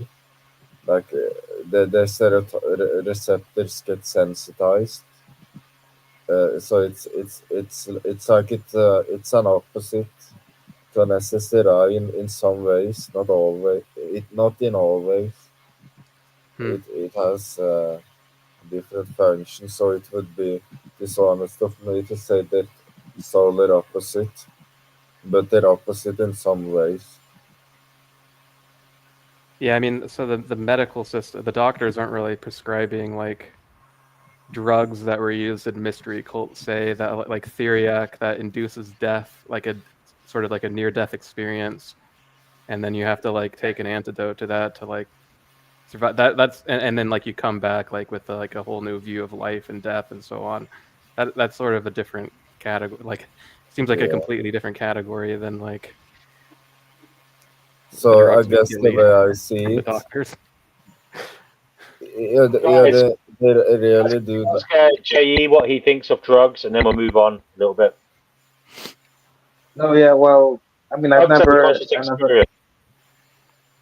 I've never tried drugs before, but my main contention with drugs is, especially given the topic of consciousness, is that if consciousness is something, at least for those who are like more spiritual, if consciousness is something non-physical, how does something? I don't get how something physical like drugs and chemicals can impact something non-physical like consciousness. You know what I mean? Like, how can things like LSD and weed and whatnot, like chemical, physical things, impact something non-physical like consciousness? That connection just never made sense to me. I never heard anyone Well, explain it in a way that makes sense. what if you think of the brain as like a radio, and like when you take an entheogen, like it's tuning the radio in a certain way so that it receives the Yeah, consciousness differently. yeah, but again, there's still the that connection problem. Like, how is something non-physical connect to something physical? Yeah, you're just talking about like that. Sounds like the hard problem of consciousness to me. Yeah, Like well, how the heck in a sense, yeah. does consciousness even exist? Like if all there is say the material world or whatever, the physical Right, world. exactly. Yeah. So I've just never understood how the two things connect, since they're of two completely different um natures. One is of a physical nature and the other one is of a non-physical nature. Right. Yeah, I agree. I said in the chat, like, I have a hard time believing consciousness arose from physical reality, like, I don't know, atoms bumping together, like the quantum foam. It is. Randomly I mean, doing something, I it don't know. doesn't need to exist. I mean, in a kind of, I sometimes think about this as well. Like deterministically, we could just be the machines. We could just be these like chemical reactions and sensory things without having the kind of awareness of it. It doesn't need to happen. It didn't need to happen that we were aware. But then again, as that quote from Marcus earlier said, from Rustin Cole or whatever his name is. I mean, it might be just a tragic misstep in evolution. I mean, a cosmic mistake. It didn't need to happen. Do you get what I'm saying? We could just Yeah. we could easily exist as kind of clockwork robots, like doing what we do. Yeah, Just like zombies. yeah, we could just be like reflexive actions, like without thinking about it. I mean, I believe we are reflexive actions, but we have awareness of that, which is the weird bit. Well, why do we need the awareness? I mean, it's so fucking weird that we're aware. It's not just our awareness. I could live with the awareness of the kind of mundane tasks and stuff, but it's our awareness of the awareness that's creepy as fuck. You know, like it's like being aware that you're aware. If you know what I mean? Yeah. It's another layer of weirdness. What if awareness is sort of the true eternal reality, and then physical reality is sort of just this temporary thing that eternal awareness created in order to sort of modify itself somehow? Like a dream. I mean, I was just playing with ideas there recently, and I said maybe existentially, if there is a god or a creator, maybe it had an existential crisis as well. It kind of found itself to be this consciousness. We'll call it the ultimate consciousness, the highest power, highest conscious power. It found itself to be, and it kind of had an existential crisis, like what the fuck is going on? And it just started thinking about possibilities to entertain itself, perhaps. And then it also, because it was existentially in crisis, it was suffering. So it was lonely, it was depressed, it was all these things that we feel. It was self-loathing, all these things. And maybe we are a manifestation of its consciousness. Maybe we are it thinking like it having a bad time. And our job is to kind of like send back information to it to stop being fucking so negative. Maybe our job, maybe we're all nodes of its consciousness, right? And basically, in praying, in shouting to the higher power, you're not meant to ask it for help. You're meant to say to it, "Hey, you fucker, stop fucking thinking such stupid shit and fucking do something about this, because there's you know, you're suffering. You know, you're causing your own suffering by thinking stupid fucking shit. So wake the fuck up and stop being such a fucking sad bastard, you know." What do you think of my theory? The only issue I have with it is for wild animals suffering. It's like, what's the point in creating all these wild animals who can suffer horribly, you know? Yes. That makes me, whenever I think about the animal suffering in this realm, it just makes me think that we're in a hell realm, you know. There's no good, like God punished us. Like if you take the Abrahamic view, God punished us because we turned away or whatever. Why the hell did he punish the animals? You know, why did he give them the same biological systems, more or less, and cause them to feel pain and suffering, and cause them to live in abject horror in nature without any medicine, without any concept of justice, just being torn apart, being bullied, being depressed, being anxious, getting cancer, all the horrible things that we could also they get in bucket loads without any hope of any, you know, salvation. It just seems terrible. Yeah, well, what if, you know, God was so conscious, like it was unbearable, like, and God was suffering so much that, like, actually all the you know, animal suffering that spread out among all the animals is actually somehow not as bad as that, and like this was the only way for God to deal with it. Can you say that again? Sorry, God Almighty, because I got distracted by a comment. Can you say that again? Sorry. That's okay. So, like, what if God was, you know, so conscious that he was suffering so much that we can't even fathom it, and that, you know, all the animal suffering, the wild animal suffering, and so on that's gone on is actually less bad than that, and it was sort of the only means for God to like get rid of his suffering, like and it's sort of like it's like on a the way cathartic to release. suffering. Yeah. Or like it was a way of spreading out his suffering into like multiple beings or something like that. Until but then you can ask nothingness. like, why does God suffer so much, and why can't it control its suffering and just make itself happy all the time? Well, maybe being spiritual, it didn't have an ability to do anything unless it was material. So it didn't have it was just trapped in this weird kind of like place of nothing, and so that would have been kind of a hellish existence. So it manifested this materiality to experience, I'm not saying, I'm just talking off the cuff, obviously, here, but maybe that was part of its struggles out of boredom and just being terrorized by existing. Because I've always had a problem with the eternal God, and like, I mean, God must have been, like, they say, like, the prime mover, if there is a God, right? That's the ultimate power. But, like, what caused the prime mover? None of it makes sense. To me, I think there's a possibility that there's no end and there's no beginning to anything. And Yeah, it's me like, too. but I can't explain that conceptually, like in physics or anything. You know what I mean? But I have a sneaking suspicion that there's never been a beginning. It's just there's always been. Everything has always been, and there'll never be an end either. That's not to say little parts of reality won't ebb and flow. I hope that eternal recurrence isn't a thing. Sometimes I like to think that maybe there's a plane of existence and it's just continuously changing, and it won't necessarily go back to the beginning. It will just keep changing. It will just keep going on and on and on. But because I wouldn't want like eternal recurrence, would you guys? Absolutely not. No.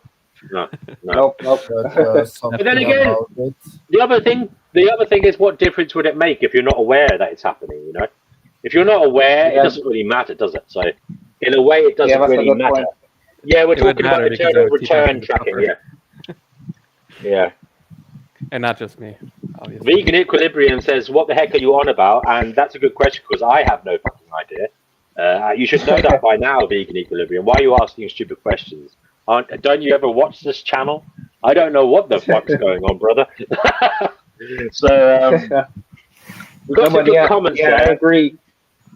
Yeah, I agree, BMW, that it's I think ultimately everything is eternal, and that there wasn't a beginning and there isn't an end, and everything is basically just an eternal form of energy expressing itself in different forms, essentially. Okay, guys. Any weirdness from consciousness in terms of power? Do you think there's any power in it that can manifest outside of your corporeal reality? So, can you do things in space and time with your consciousness without necessarily manipulating with your hands or your body? So, is your consciousness powerful to the degree that it can cause change or reactions around you without you talking or manipulating matters with your fingers or your toes? If you know what I mean. You mean Yeah, like Can it Are you collapse of a wave function? So I guess that's So one second, guys. One at a time. Seb, what did you say? Yeah, I guess that would be referred to as like psychic abilities I or suppose so. ESP, which is impossible in order to be everything that can act on something has to do with like something material, right? So one needs a limb to move something. One can't just move it with one's mind. I think that's it. That's it. And psychic abilities has never been proven to ever be correct. And there has Okay. been a lot of I mean, there have been some very weird shit, Seb. I don't know about that. I mean, I've watched videos. Not that that's good evidence, but I've heard stories about people who, like the police hiring psychics to find a dead body or to find out who did a murder, for example. I mean, have you ever seen like psychic investigators helping police find serial killers and stuff? Apparently, this has happened. I mean, have you guys not heard about it? a lot of TV tends to be rigged. After all, it's meant to be a show. They're preoccupied with No, having but no, seriously, have you not heard about psychic investigators helping the police in the past? I believe. Yeah, I've seen an episode of it. Vegan Equilibrium is saying us to grow up. Yeah. Vegan Equilibrium, come on here and tell us why we should grow up.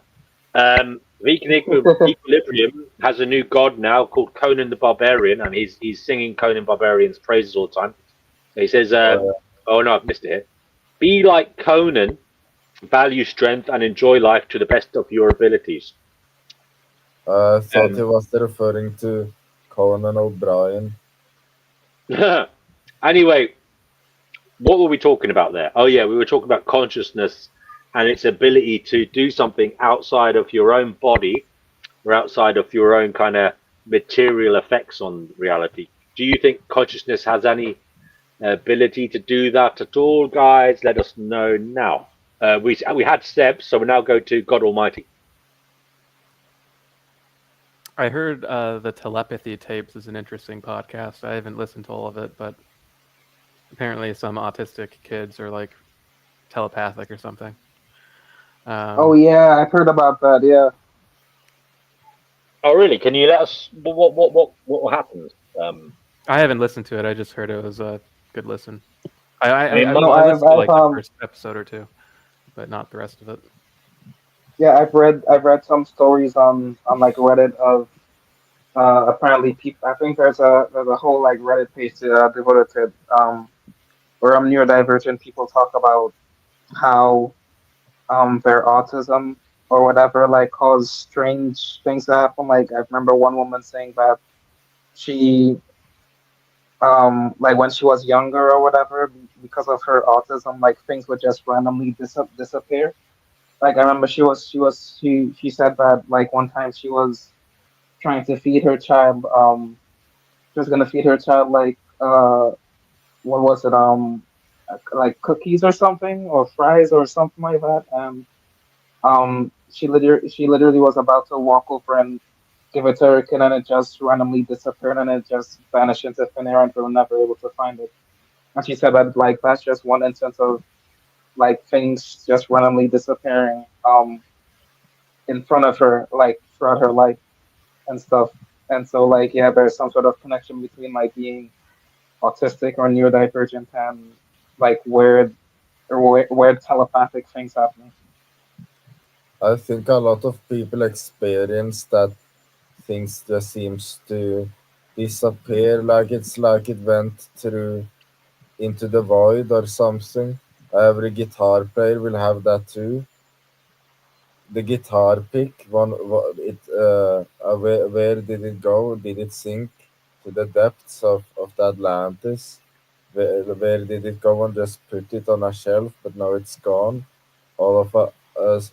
So I think a lot of people tend to forget a lot of these items, but I think the difference in this case is that the person claimed and attributed to psychic abilities. Hey, I'm gonna call out vegan equilibrium. Hey, did you know in most of for most of human history, people believed in ghosts. Like it wasn't even a matter of belief. It was just like their existence was taken for granted. You should look up Irving Finkel, his work on that topic, the history of that topic. Do you believe in It wasn't ghosts? just This is a nice little segue actually into the question of whether consciousness can continue after one's death. I mean, we kind of took a materialistic perspective earlier. Me and Seb and thought it probably is impossible, given that it seems to be a manifestation of biological drives. But what do you think, God Almighty? Do you think consciousness pervades death or continues after death? Sorry. I mean, I don't know, but I tend to think it is possible that consciousness continues after death. Yeah. Do you care to elaborate on why? Well, it ties into me having a hard time seeing why consciousness could arise from dead matter. I tend to think Mm. consciousness. It seems more to make more sense that consciousness is more fundamental, and that I guess there's also a lot of stuff like reports about near-death experiences and past lives and all that I've looked into, but We will I be don't know talking for about sure, those. obviously. We will be talking about all of that at some stage on this live stream. Anyway, in the future. Yeah, I've heard But about those reports. Je, do you think there's any possibility, or do you believe that consciousness can continue or survive death? I'm not sure like um like 1 minute, like I lean towards the materialistic view being true, which is that we're just all brain and body. But then I hear like certain things that science can't seem to explain, with the brain and whatnot. That makes me think that maybe there is like a non-physical layer to us as humans and to reality. So I'm not sure, but I I guess I'll lean towards no, but I haven't ruled it out because at the end of the day, I don't know everything, and there's a lot that we as humans just don't know. So I would say no personally for me. I don't think that um there could be life after death because everything seems to suggest that we are our brain and body. But I'm not closed off it because there's a lot that science has yet to explain. Also, Yeah, I another mean, question I have is why. Oh, sorry. Go ahead. consciousness is like a complete mystery to what we call science today, which I don't know. I don't really Yeah. consider it most of it science, but yeah. Anyway, what were you gonna say?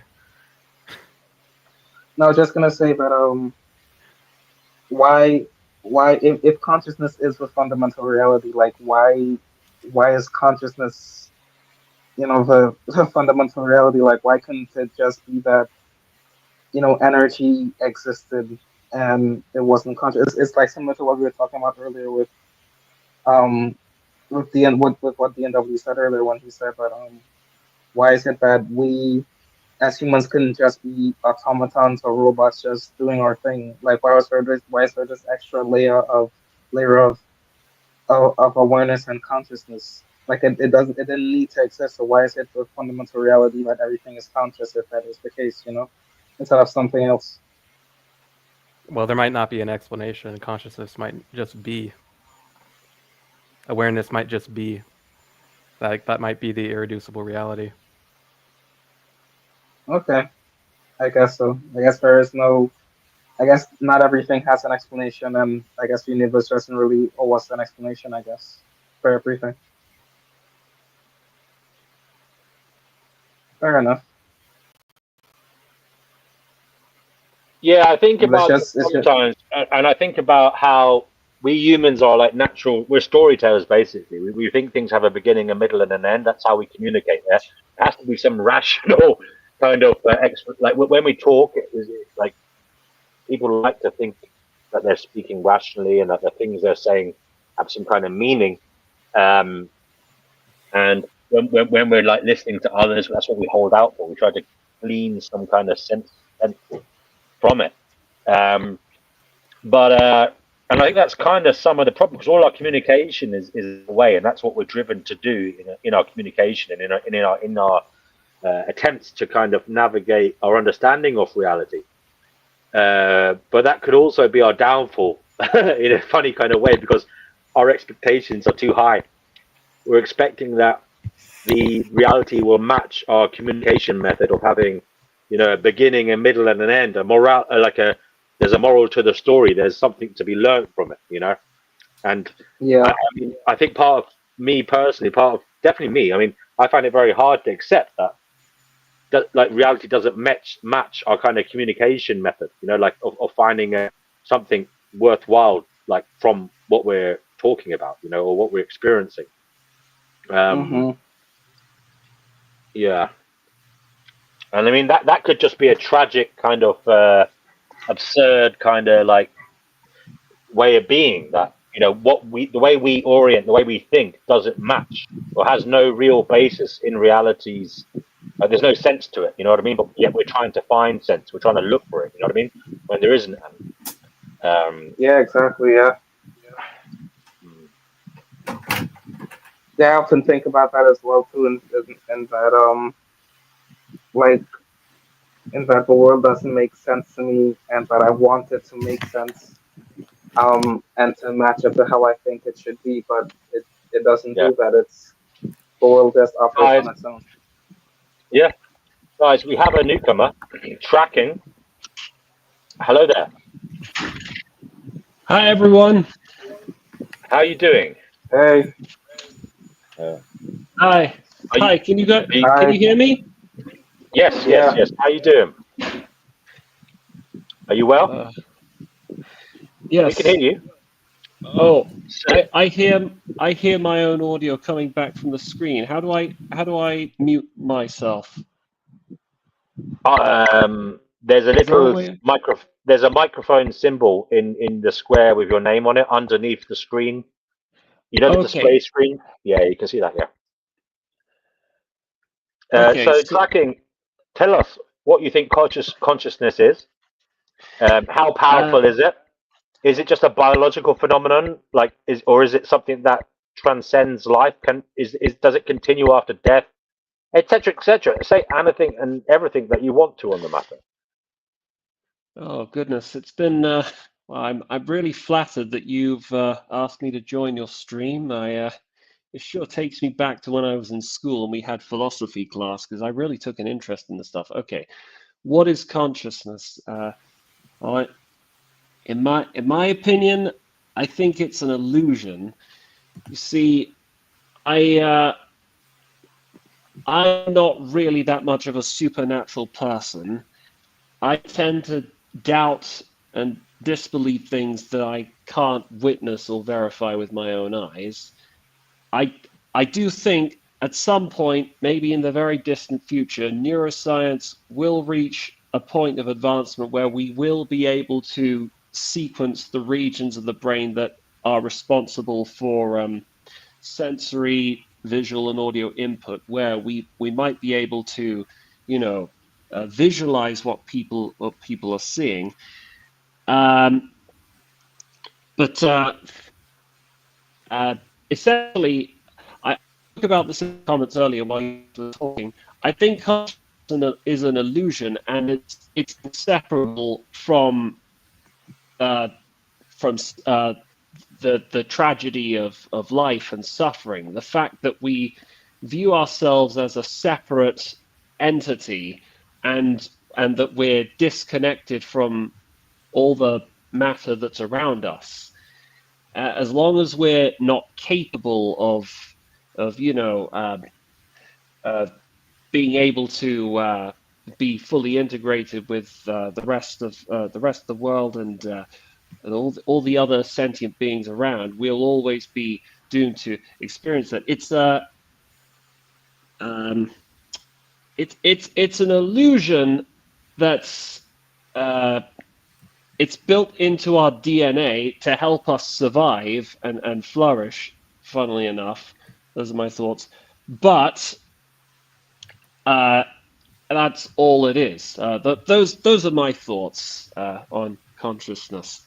I haven't really had much time to rehearse No, it's my okay. thoughts or It's draft notes or okay to, anything.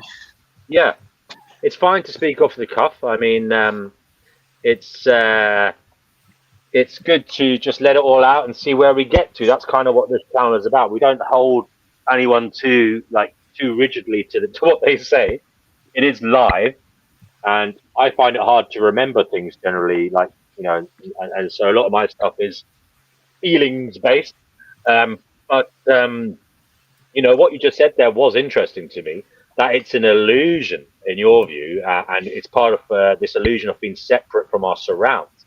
But personally, I don't think that is an illusion. I think our biological, you know, our body, our cranium, our skull, disconnects us from reality and encloses our consciousness within our individual bodies.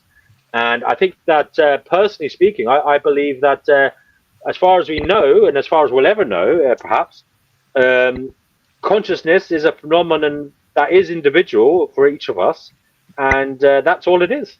It's not something that is to be connected to other forms of the universe in a way that's knowable.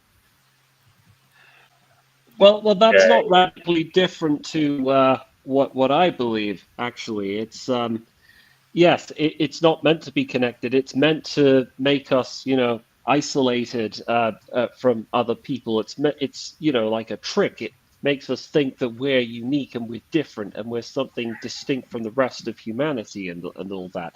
It seems like you and I, if I'm understanding you correctly, it seems like you and I believe broadly in the same thing. I mean, I'm not even sure you exist, tracking. I think when I turn off this live stream, you'll all disappear. Like, I think I live in a solipsistic universe.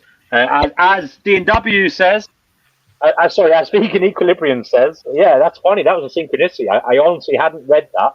Although, perhaps it was in my peripheral subconscious experience, and you influenced it, Vegan Equilibrium, somehow due to that. Or perhaps you, in consciously manifesting those words on the screen, caused some quantum entanglement to happen to shape my conscious experience that I would say those words out loud. But honestly, I had not seen those words until after I had had that thought myself. So, but then again, the other thing here, guys, is not to get too excited, because there isn't really maybe any synchronicity to that. Maybe it's that for some reason the words we are saying in this stream have a pattern to them that reminds one of synchronicities, or reminds one of solipsism in this case, and therefore it's not mystical woo-woo. It's just a kind of a possibility born from probability. Anyway, I'll shut up now. I'm going to make, at this juncture, guys, I'm going to entrust you guys to court. So I'm going to make myself a cup of red bush tea with almond milk. So I'll be right back. Okay. Tracking, can I ask you a question? Oh, yeah, sure, go ahead. When you say consciousness is an illusion, does that mean like pain? Like when someone is experiencing pain, that's an illusion, like that's not happening? Oh yes, yes, yes, it is. I mean literally everything. If you think about this, the question of consciousness and it being real, it's heavily connected with the idea of, is there a self, and which in turn overlaps with the idea of there being a soul. Because essentially, if you believe in the existence of a soul and a self, then you basically believe in a consciousness as well, because the three concepts are basically intertwined. Personally, I don't believe in any of those things. I think they're all projections based on, that every single society through history has had some form of, with some exceptions, I think, like Buddhism, has had some form of animistic philosophy, the idea of there being a soul that departs the afterlife. And what is a soul? It's the self. The self is the consciousness. And if you, maybe this is just my thought, but if you believe in one, then essentially you believe in the three. And as I've already explained, I don't believe in the consciousness. As such, I don't believe in there being a soul or a self. And yes, as you said earlier, if there's no self, then pain. Yes, the pain might feel real, but only in the sense that your being alive feels real to you. But it's an illusion. It's an illusion that you can't logically or rationally break out of, because we're all sort of, condemned to experience it until it's death. Interesting what you're saying there, tracking. Yes, and what is spurted in my synaptic junctions is it's funny how we're obsessed with consciousness continuing, and our individual consciousness continuing. And I think there's probably a biological basis for that, and it's born from this evolutionary desire to survive, and that's all to do with the replication of DNA somehow or other. Because the longer you survive, the more likely you are to replicate. But it's interesting to think that our obsession with the continuation of our consciousness is a kind of universal thing, and it's for the most part, by the way. I think most people would like their consciousness to continue, by the way. And I know I'm talking to people that perhaps are not that way in terms of thinking, but we would be the minority. Most people would like their consciousness to continue. Now, the question becomes, given that most people, life is suffering, a lot of people would agree that life on Earth is suffering, and there's a lot of suffering in this world. And yet, it brings them to different thoughts. Why would you want something that allows you to experience suffering to continue? When you intellectually think about it, outside of the kind of evolutionary basis, why would it be in your best interest for your consciousness to continue, given that you can suffer? Obviously, you can say, yeah, you can experience joy, but isn't it a very dangerous game to wish that your consciousness continues, given that we don't know what is entailed for it, what is in the pipeline, if you know what I mean. Sorry, I think one reason could be like the desire for meaning, like like the desire for all of your suffering to mean something. Like it's hard for me to see how like the cessation of consciousness can redeem all of the suffering of that consciousness in any way. Like say like the philosopher Philip Mainlander thinks. And that's kind of tied to what I was talking about earlier, how our thinking is just rigidly tied to our way of communicating with narratives, like a beginning, a middle, and end. We need something to make sense here, and we need there to be like some constructive outcome. But the fact that there might not be one is terrifying for most of us, in my view, anyway. Brother Marcus says maybe there are other values that are prioritized. Do you want to come on here, Brother Marcus? I mean, there's a space here. Anybody can come on here. Vegan Equilibrium, you mentioned Brother Marcus did a little chat about you. I listened to that. I thought it was quite good, actually. He mentioned me in it as well. It was good faith conversation, I believe. So that's good. So, so anybody want to come on here? There's a seat available. Be good. But yeah, keep going, gentlemen. I have you guys, and it relates to what I think it was. I can't remember who it was that was mentioning this earlier. Maybe it was. Maybe it might have been BGA. There was somebody who brought up the topic of NDEs, near-death experiences, and the transmigration of the soul. Was it you, BGA? I did mention that at some point. Okay. Well, I mentioned earlier, I don't believe in the existence of the soul. However, the fact remains that death is the final mystery for all of us, and nobody is in any position to know with certainty what happens, what we experience after we die. This leaves room for doubt, which everyone is fascinated by on some level. And NDEs are a good example of this, because there's, as you've probably explained this earlier, there are many people, not all, it's sort of hit and miss, but some people who've been brought back from cardiac arrest, and they claim to have witnessed the same things. They've seen a massive bright white light. They've suddenly felt this overwhelming sense of love, a boundless joy. Suddenly they have a totally different perspective on life, and they sort of they can see themselves in an astral form where they float up to heaven. There's some variation, but I do remember reading a book about this, which I actually bought, about understanding near-death experiences. Now, anyway, this is my story. So my father passed away in July of last year. He'd been ill with stage 4 melanoma cancer for many months, and his health had gone through ups and downs, and then suddenly on the morning of July the 2nd, without any kind of warning, he just got progressively more and more sick. He started losing consciousness. We knew something wasn't quite right with him. It all happened in a massive flash. We called the paramedics. They came round. It didn't occur to us that we were losing him until they hooked him up to the ECG, and we saw just how low his pulse was. It's a very surreal experience watching your father die right in front of you on the living room floor. We were all gathered right behind him. So anyway, this is where the story gets relevant. So as soon as we lost him, as soon as while he was drawing his final breaths, it became clear we were all gathered around his dead body. Everyone was in tears. I did something. I did something weird. I actually turned around and looked up at the ceiling. Now, do you know why I did that?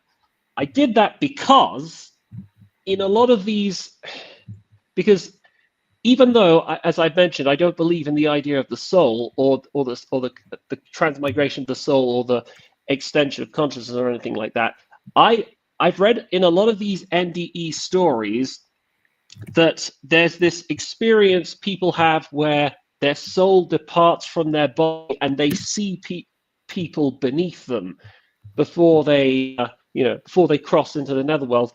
And for some reason, almost like a reflex, I don't know, I had this funny idea that in his final moments, Dad may have experienced something like that. Now, this doesn't have any overall bearing on my beliefs on the afterlife or anything like that. But Wow. it's well, when you witness someone die, it's you might find that you act in ways that are different to how you'd imagined. Anyway, that's the story I'm share. Sorry, I rambled on. No, tracking. I'm very sorry to hear about your poor father dying so in that way, but I mean, it was actually quite a beautiful story. The way you looked up, you wanted to give your father some comfort. If you were hoping that he could see, you know what I mean. It was like a way for you to say, look, goodbye and love you, whatever. You know, that was a very touching story. Tracking. Thank you.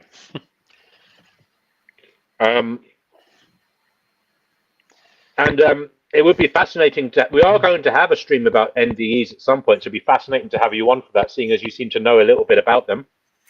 You said you've read up on them, and Tanel will be there as well, obviously, because he's the other expert on the firm. But any other thoughts on consciousness as I sip my tea here? Tracking. Well, I'm curious about one other thing. Sorry. Oh yes, go right ahead, BGA. I'm wondering, like, if you've ever had any, like, quite sort of different modes of consciousness, like from, like, taking a psychedelic drug or something like this. Okay.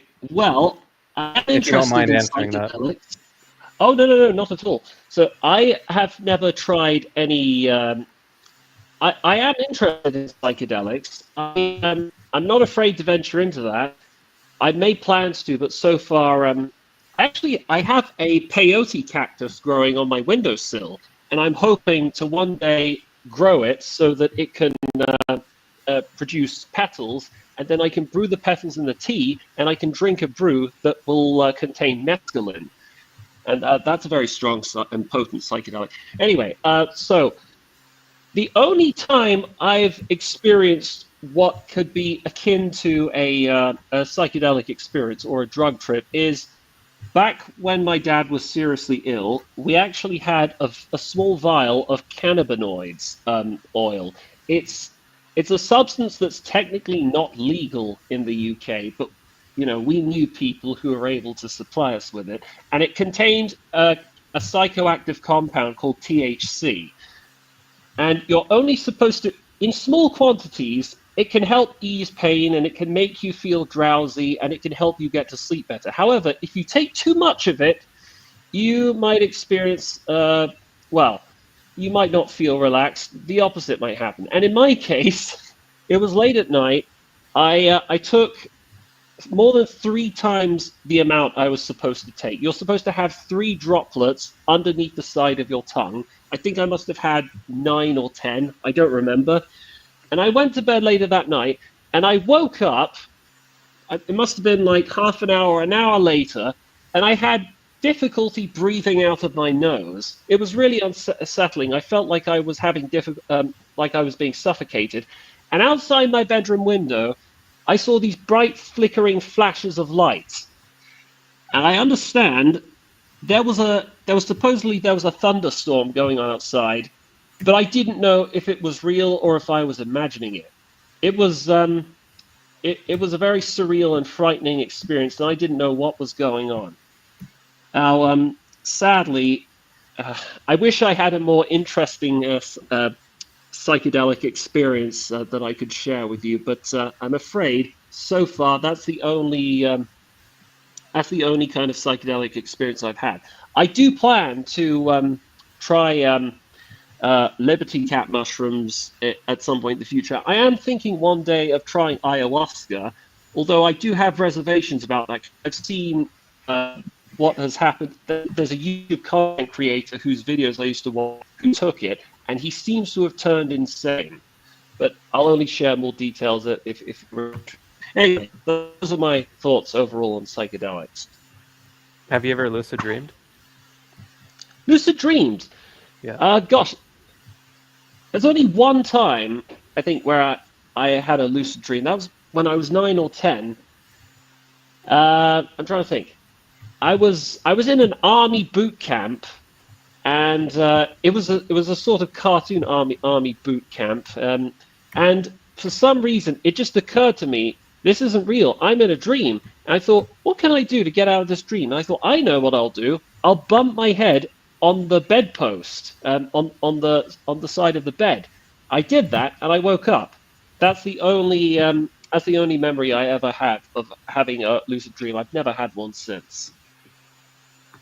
So what I'm curious about is like if there are qualitative differences in sort of states of consciousness, then how can consciousness be an illusion? Like, is it variations in the illusion, like different kinds of illusion, or something like this? Do you see what I'm asking? Well, there's a guy who has a podcast called Andrew Huberman who talks about the effects of psychedelics and what research has found on their healing properties with people who suffer from mental illnesses and depression. And brain scans have shown that there are certain regions of the brain that light up when people take psilocybin and LSD. A lot of people who have taken LSD, they experience, this is especially true of the stronger psychoactive compounds like LSD or DMT. They experience a phenomenon known as the ego death. Now, the ego death, it's when people basically, they experience not being a singular entity, but they seem to think that they are everything and everyone all at once. It's impossible to imagine because in a very real sense, we're not really designed to imagine it. The human brain can't comprehend or accommodate this kind of thinking. But my thinking is, when you understand the mechanisms of consciousness and how it can be affected when you introduce these psychedelic compounds, you begin to see how everything we experience, the interface through which we experience reality, it can be transformed, it can be changed, it can be reprogrammed. So, and I don't have any doubt that people who have been on the brink of death and brought back from death, who've had these near-death experiences, or people who have taken ayahuasca, I don't doubt that they've had extremely profound, life-changing experiences. And they all say the same thing, by the way. All the stories are the same. They say this happened to them once, and they never looked at life the same way again. I don't doubt that those stories are absolutely real. I find it fascinating. But I think it would be fallacious if we take these stories as evidence, as proof that there is a real that consciousness itself is real, and that psychedelics are a gateway into a higher plane of consciousness or reality, when there's another explanation in that these drugs are highly potent. They can make us, they help our brain function in a way that is not natural, in such a way so that we experience visual and auditory phenomena that we wouldn't otherwise hear. Anyway, that seems to, but that is interesting tracking, but it also seems to show that you're not completely off the mindset that consciousness is an illusion. Yeah, I guess I'm not sure what you mean by it being an illusion. Like what's the import of that? Like, yeah, that's what I was going to ask as well. So, like, what does it mean for consciousness to be an illusion? Does that mean that it just doesn't exist in the way we think it does, but there is some experience happening? Like, what does that mean? So it sounds like you guys are saying the very fact that you experience everything as reality is you find the idea that consciousness, that existing is an illusion. You find that very difficult to understand. I think. Are you guys familiar with René Descartes? Cogito ergo sum. I think, therefore Yeah. I am. Je Yeah, pense, donc je suis.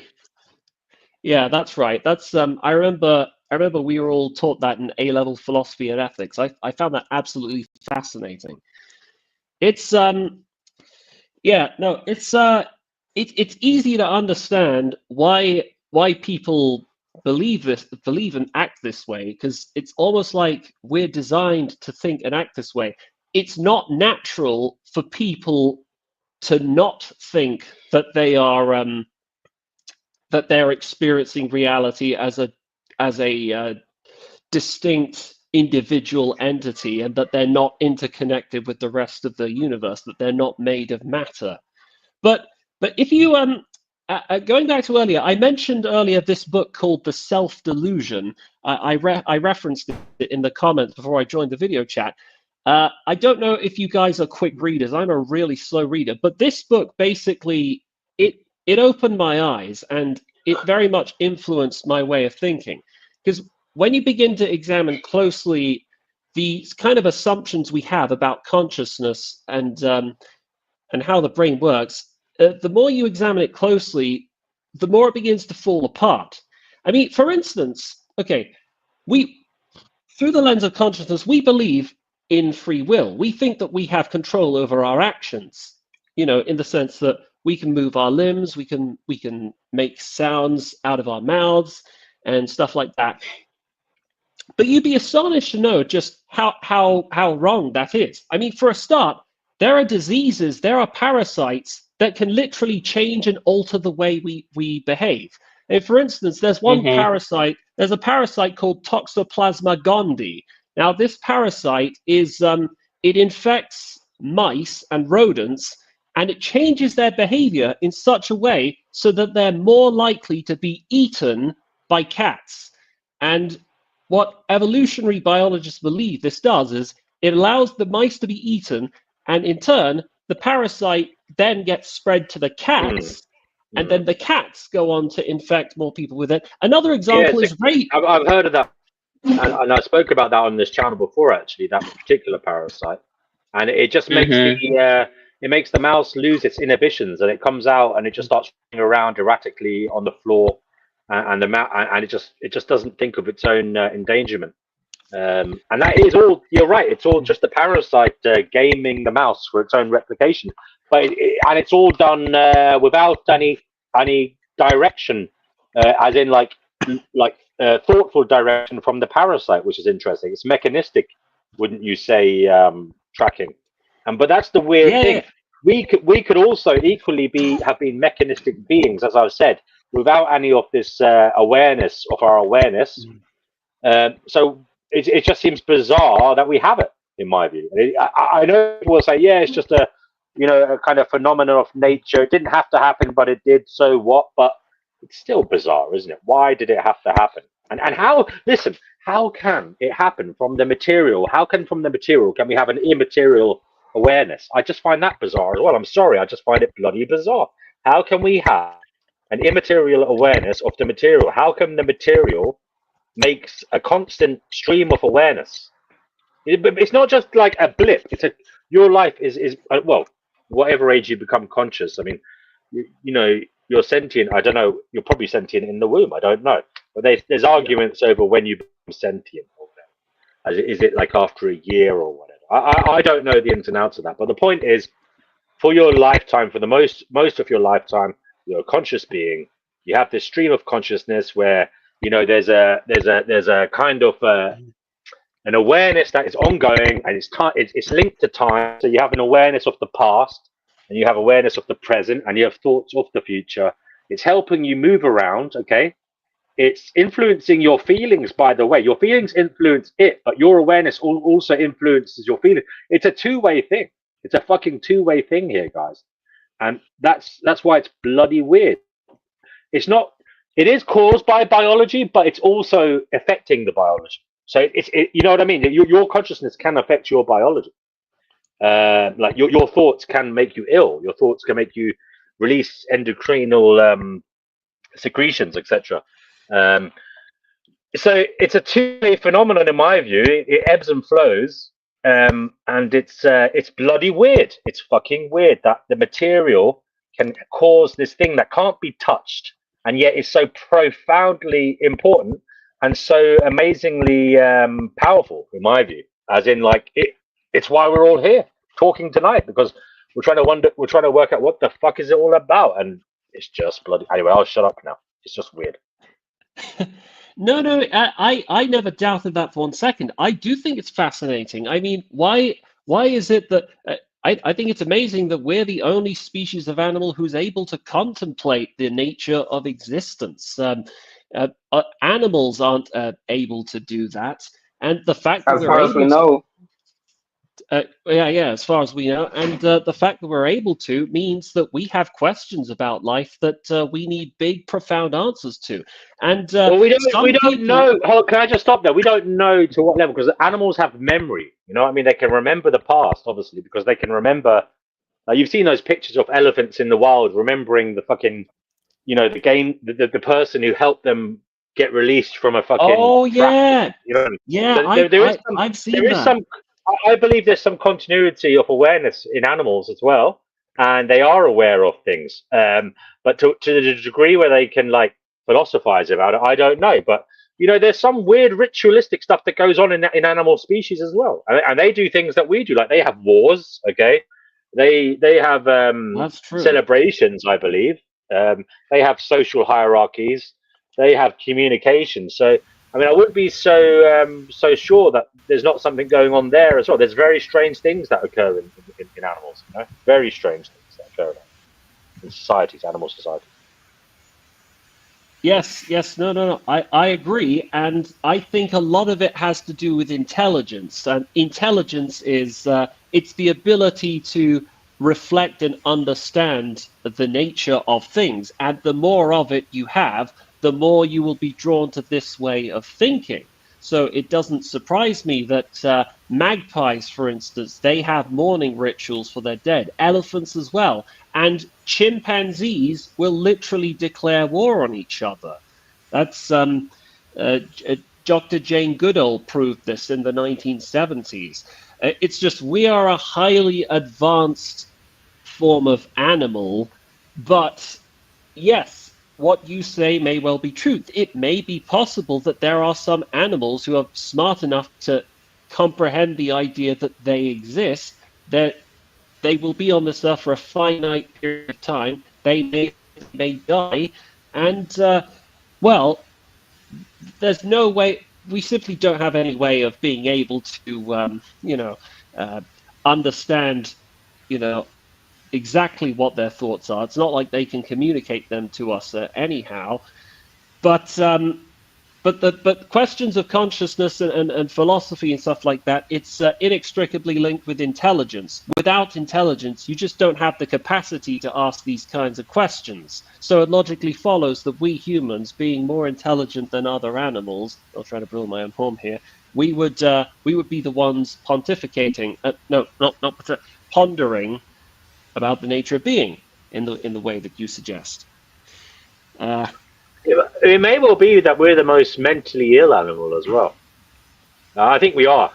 If you look at how we behave, we can't accept our role. We're never at ease. We're never comfortable as an animal.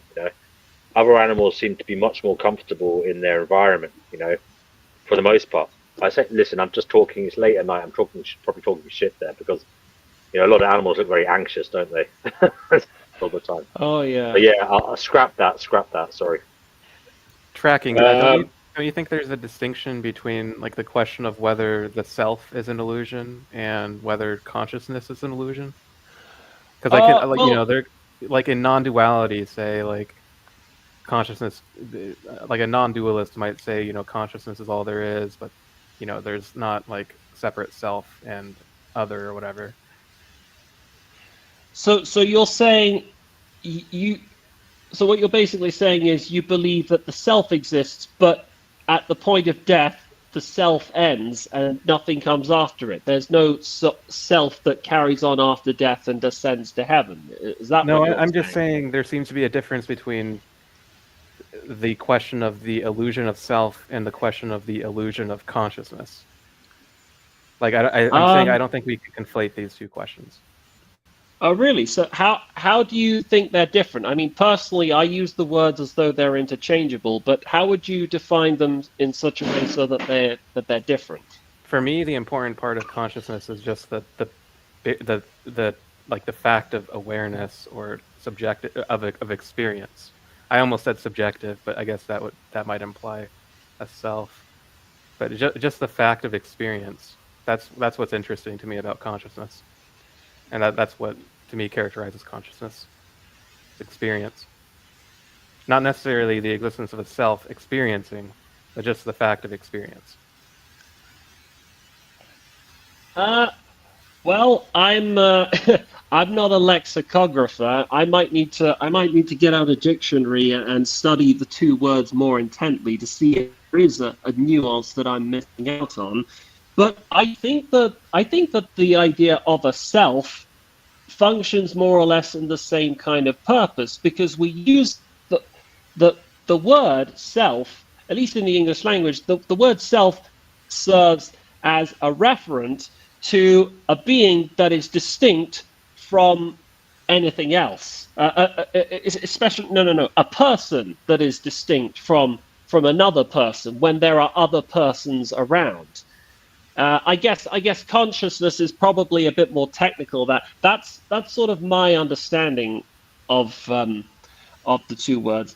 But in any case, as I've already stated, I believe that both words, both there being a self and a consciousness, are illusions. In case I haven't clarified that already. Yeah, I agree. I don't believe that the self is an actual like objective thing. I believe that it's a story that the brain creates to make sense of its experience, essentially. So basically, Exactly.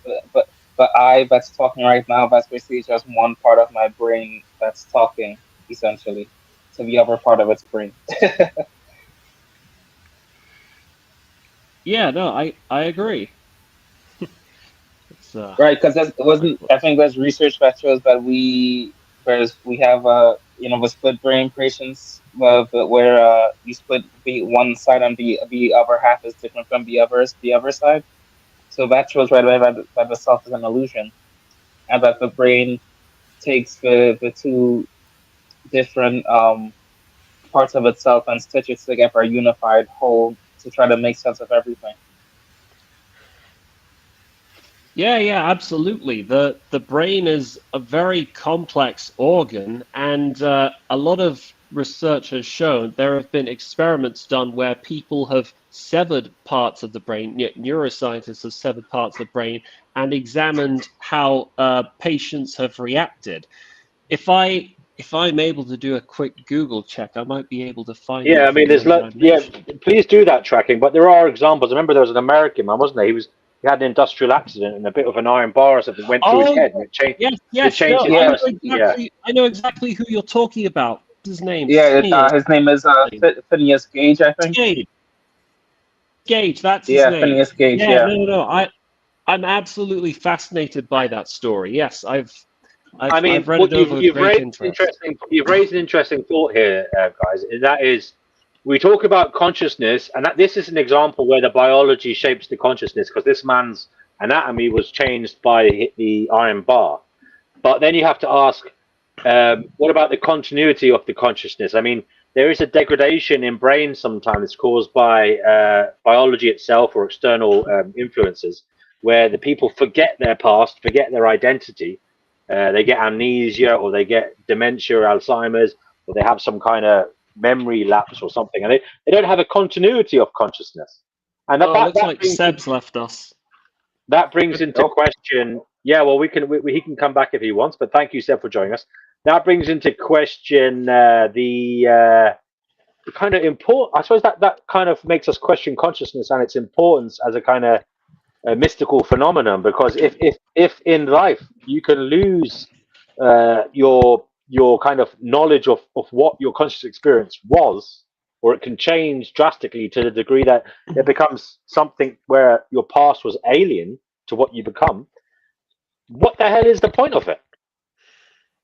There's Exactly. this phenomenon It's called absurd. terminal lucidity, where Say that again. there is a phenomenon called terminal lucidity, where Mhm. like consciousness returns unexpectedly, in individuals with like dementia or some other neurological problem. I've heard this. Interesting. They get little weird, like little relapses or no remissions of it, I suppose you'd call it. Yeah, And like and they regaining become memory and their they mental become lucid. clarity and so on. I mean, I presume that's because there's some kind of neuron still there, doing its thing. I presume there's a biological basis for it. But And I'd like to also bring up an analogy, like say you like smack a radio, and that like distorts the sound it's creating. That doesn't mean that the radio is the source of the sound that you're hearing, right? There's this electromagnetic field, and the radio is receiving it. So similarly, just because you you damage a brain, and that affects, the way the consciousness behaves or even perceives, that doesn't necessarily mean the brain is creating right. the I mean, what we haven't, that's a very good point. I mean, we could just be, as you mentioned earlier, it was you mentioning this earlier, we're just the kind of receivers for it. And we're the kind of modes for its expression, or its experience, as it were. And what that made me think about was the observer effect in physics. So, when something observes something, it can change the outcome. There's different. I mean, I'm not a physicist, but you've heard of the observer effect in physics, right? in quantum physics. Yeah. Yeah. So, what about if there are other beings living through us, and we're kind of like pawns? We're just like they're playing like a cosmic game of chess, okay? And we're all like, we can align with a player, as it were, and they kind of live through us, each of them, however many there are. So you can, for example, if it's good and evil, you might have a good influence or an evil influence, like experiencing reality in this realm through you. But it's them experiencing. It's they're using you, as it were.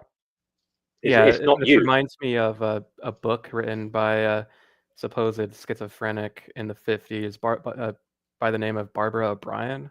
The book is called Operators and Things, where like she describes her experience, her like 6-month experience of like a psychotic breakdown, and like Holy her shit. recovery from it. And she describes, her the experience of like operators and things. So, like we're the things, and then, the entities are operating us. So we're kind of like just these machines. But that's what that doesn't it doesn't make sense though that we're experiencing it ourselves. We could just be the machines, but not, and they'd be experiencing it, but we wouldn't be experiencing. If you know what I mean, like it'd be like me playing with a doll or like an army figurine. You know what I mean? I'm playing with the army figurine. The army figurine doesn't have to experience what I'm doing, does it? It can just be mechanistically, playing around on the table, like as I move it around. It doesn't need to experience it. So why would we need to experience it? Well, in the book, at one point, she describes like the operators playing this sort of game where they're trying to get points, and like the points is their currency in their sort of plane of existence, and like they get points by sort of like poking the buttons or the sensitive spots of the things to sort of get them to react the most, and like whoever gets the things to react the most or be most upset or whatever gets the most points. It sounds a little bit like that Loosh idea that there's entities living off our suffering. Yeah. Wait, BTA, you also said earlier that schizophrenics, they experience the unconscious side of themselves. Yeah, it's like they're unconscious, like they directly experience it. Sort of like What's in the that real, mean? it erupts in the real for them. Huh? What's that beeping?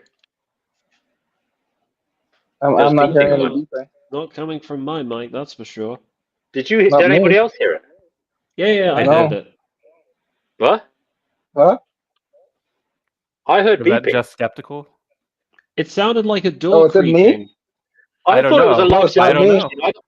I thought it was a life support machine. I thought I was having a near-death experience. I But, thought that too. What the fuck was it? Wasn't me.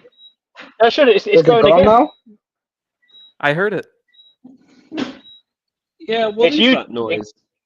It's tracking. What? It's the operators. You fuck. Some cunt is doing this shit. No. Oh, I promise, guys, it's not me. Okay, I'm going to mute my mic, and if you still hear it, this will clear my name as a suspect. I'm gonna mute my. I'll unmute it now. I've unmuted. Wait, okay, I've unmuted myself too. Okay, let me mute myself again.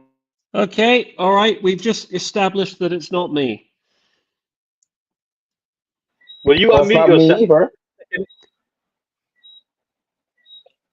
I muted It's not myself me. earlier while the noise was being made, so we have all been conclusively proved. I'm muted that now. it was I not was me. muted and it was still going, so it must be you, I'm BTA. muted. I've been muted the whole time. No, wait. No, I don't think so. Wait, let me mute myself again. Holy shit! You know what it is, guys. God is on a life support machine. He's been lucid dreaming this whole reality, and he's just about to wake up. Oh It's no, not going at the moment. he's testing all of our. He's testing our consciousness. This He is wants to know creepy as if we fuck. all experience the same consciousness. So he's making this noise to see if we all if we are all hearing it. Guys, it's there again. What the fuck? The operators Come are on, sure guys. getting a rise out of us. They're getting a lot of points. I can hear it anyway, so we have no idea what that is. It stopped now. Very strange. But anyway, I weird, presume it's something. yeah. I don't know. I've never heard that before on YouTube, but I think you're kind of genuine guys. I don't think any of you are. Even if you might be doing it for a joke, but I don't think you are. I can't see the. Yeah. No, but yeah. Wait, going back to the whole schizophrenia thing. So, is it that the schizophrenics are like consciously It's experiencing you. the subconscious? Huh? I thought it was you doing it, but then it started. It kept doing No. it when you stopped talking. All right, guys, this is fucking weird, man. Anyway, sorry. Let's try and ignore the weird beeping, and yeah, let's try and ignore it. Fucking hell. Well, with our discussion, Have we broke into the Matrix? I mean, have we done something? I don't know what's going on, guys. Anyway, sorry, Jay, go ahead, mate. What were you saying? Well, let me mute myself again and let's see if it's. Well, it stopped now. Yeah, I'm not hearing It's it. Jay. Oh, it has to be. It's Jay. It's just. It's He me. unmuted It's Jay. himself. I'm sorry, guys. It has to be you, just skeptical. So it is what I'm not doing anything to cause any beeping. So I I tell don't you know what, what's I'm going to mute you, Jay. I'm going to temporarily remove you to see if it happens. I'm going to bring you back. He's gone now, right? Yeah. Beep, beep. Oh no, I hear it. It's not there. It's not there. All right. Now you're back, Jay. Well, I don't know. Is there It's not beeping? me. Has it stopped now? It's stopped now. Oh no, it's back. It's back. But anyway, guys, we've wasted enough time on this mystical beeping. But maybe it's a weird psyop to make us all go crazy. Not that we're all already crazy, but We're all hearing it. Like that's an experience. Is that just an illusion? yeah, exactly. We're all universally experiencing it there, tracking. So, is individual consciousness really an illusion, or is it like something to perhaps allow a sharing of individual experiences? Okay, all right. Well, understand if I don't want you guys to think that I'm a scientist or like I'm Robert Sapolsky or anything like that. I have a tendency to regurgitate all the books that I've read, and my philosophy is largely my outlook is sort of based on what I've read and what I've consumed. Anyway, obviously it makes sense in evolutionary context that we all have an individualized perception of events through the flux of time, the things that we see, visual and auditory stimuli. But obviously, since as humans we live in societies where we work and associate and talk with each other, we're all going to be inevitably experiencing the same things, but from different angles. Sorry, I'm just Yes, somebody's coming to that's a my good mind. explanation. So yes, even though technically our experiences are all going to be different because we're all different people, we will see the same things. We'll probably have different views on it, and our feelings, our thoughts will be different. But we're all, in the sense that we're all spectators to the same show, basically. So yeah, it's not inherently contradictory to believe that we're all individuals with unique perspectives and unique consciousnesses, but that the four of us right now can simultaneously hear that damn beeping.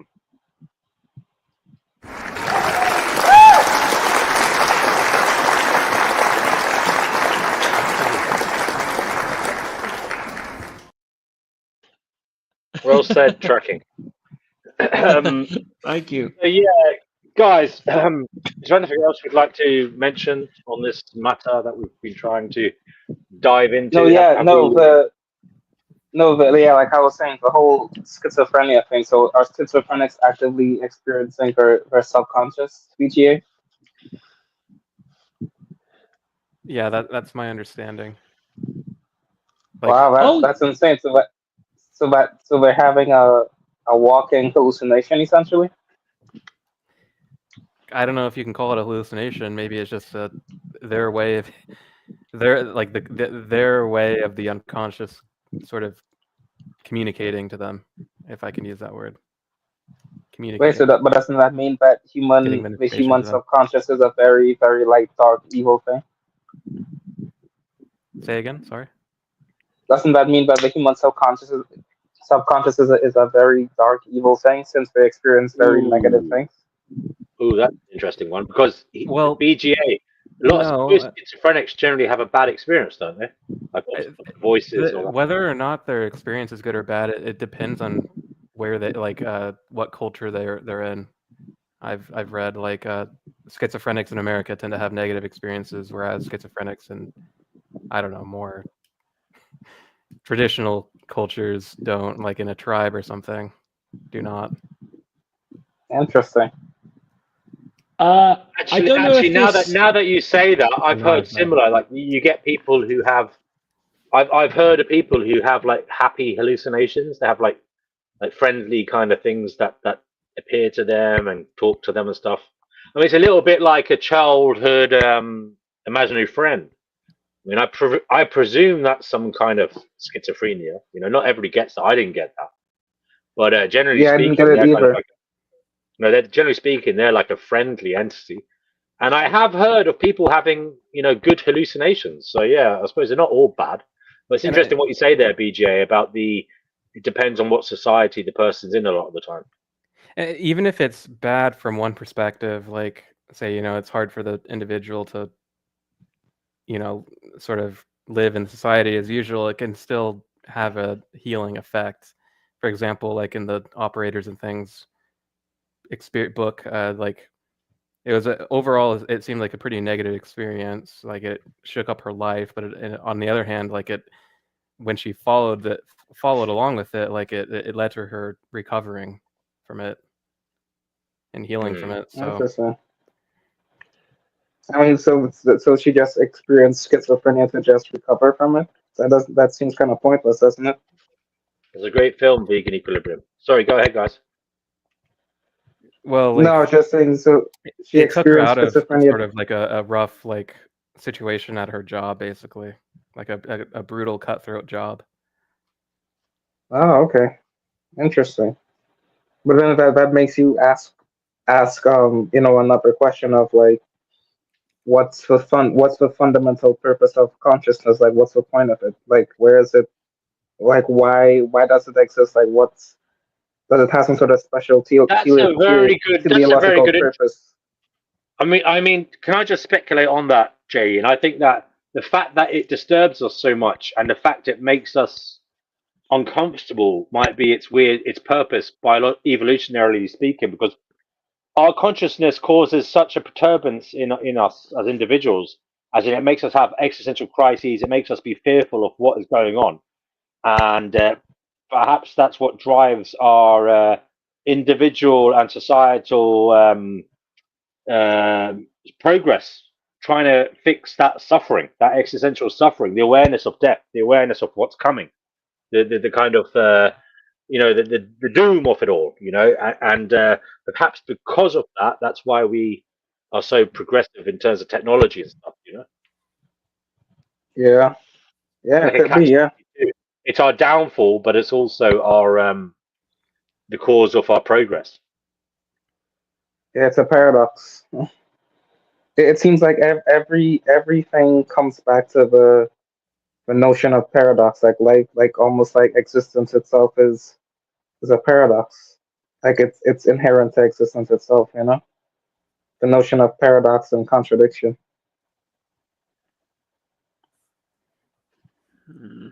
Like existence itself and consciousness itself is a paradox um that's continually unfolding and has no solution to it, essentially. You know what I mean? And maybe that's where all the suffering comes from, is all the tension of the paradox of being itself, of Right. being aware, of being conscious. Yeah. Can I respond to Alpha Draco has just said? Yes. Is That's why I was putting it schizophrenia there.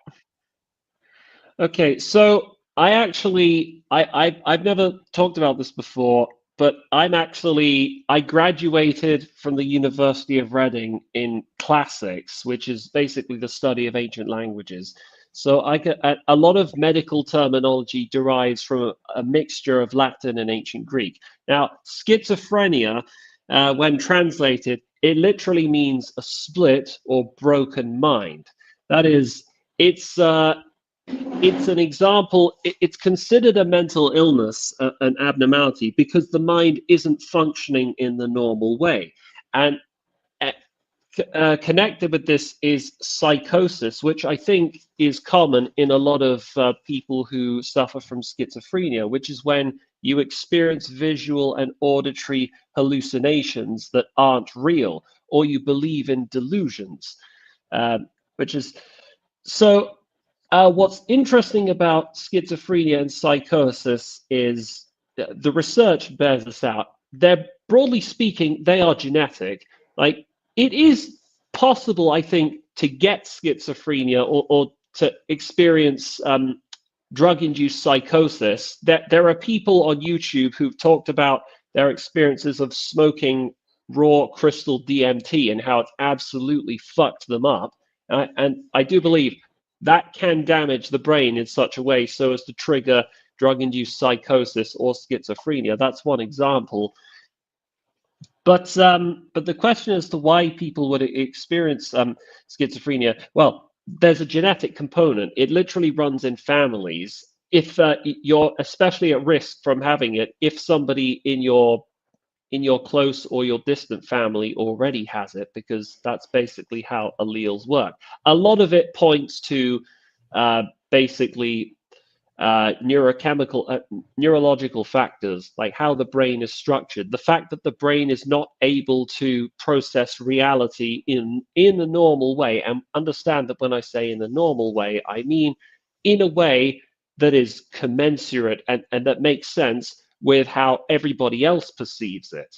Because obviously, if you think that there's a clown staring at you from outside your window, but there's 3 other people sat behind you who don't see the clown, then obviously you're the one with the mental affliction. So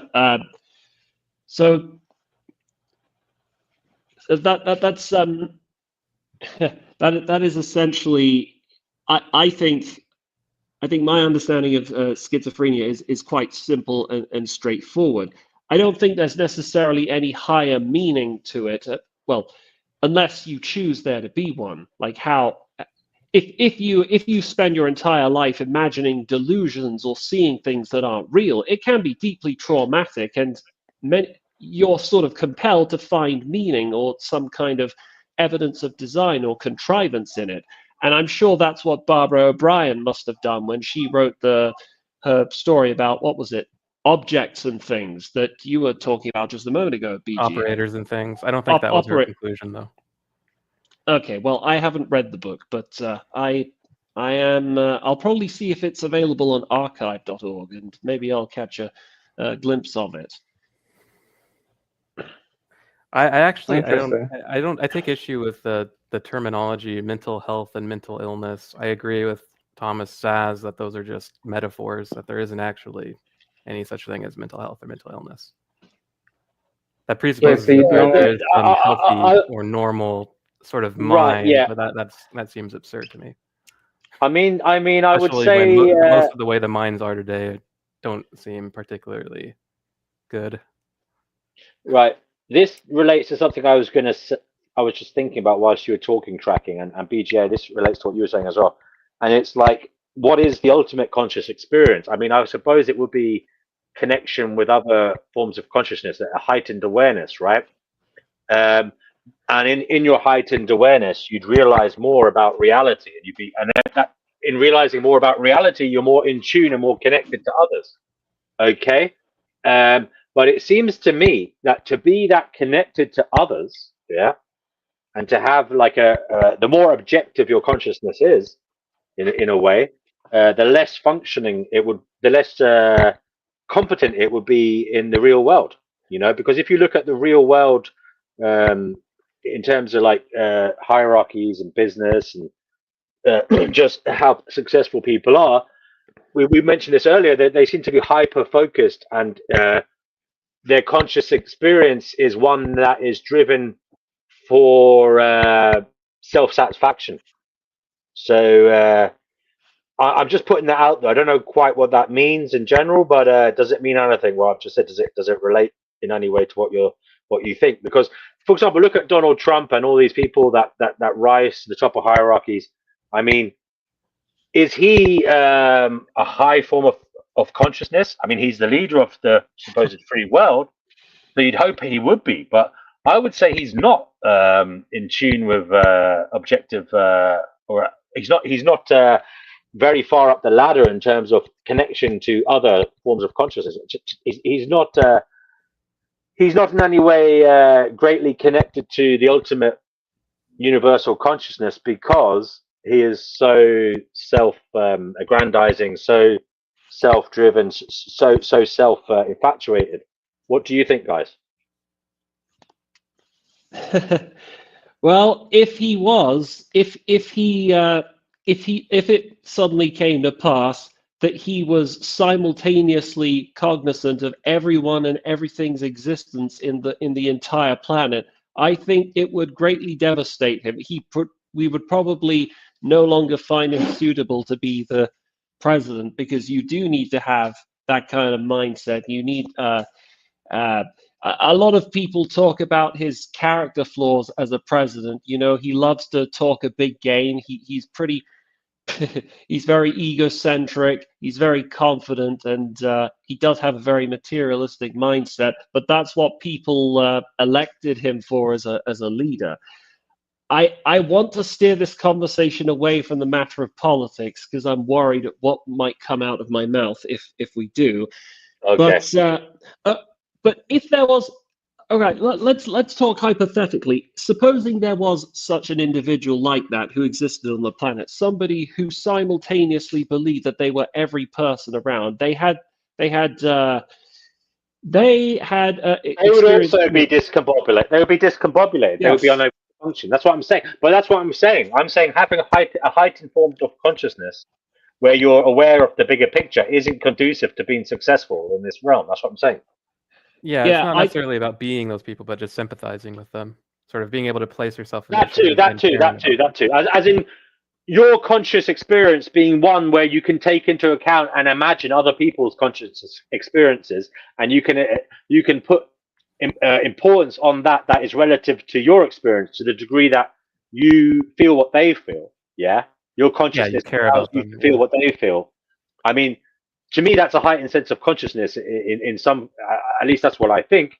But that is not conducive to acting quickly, okay, and smartly in a situation, because, as I've said before, the problem I believe that the left has, and by the left I mean obviously people-oriented politics, like other people-oriented politics, is that when the left and the right are conversing and debating, okay, the left takes into consideration others, okay, I believe more so, and that can take some time to consider and think about. So when you're thinking, your thoughts are slowed down by that, what you feel is very important, because you're emotionally attached to it. So you're considering the effect on others. But if you do not consider the effect on others, you can talk fast and confidently because it's coming from self.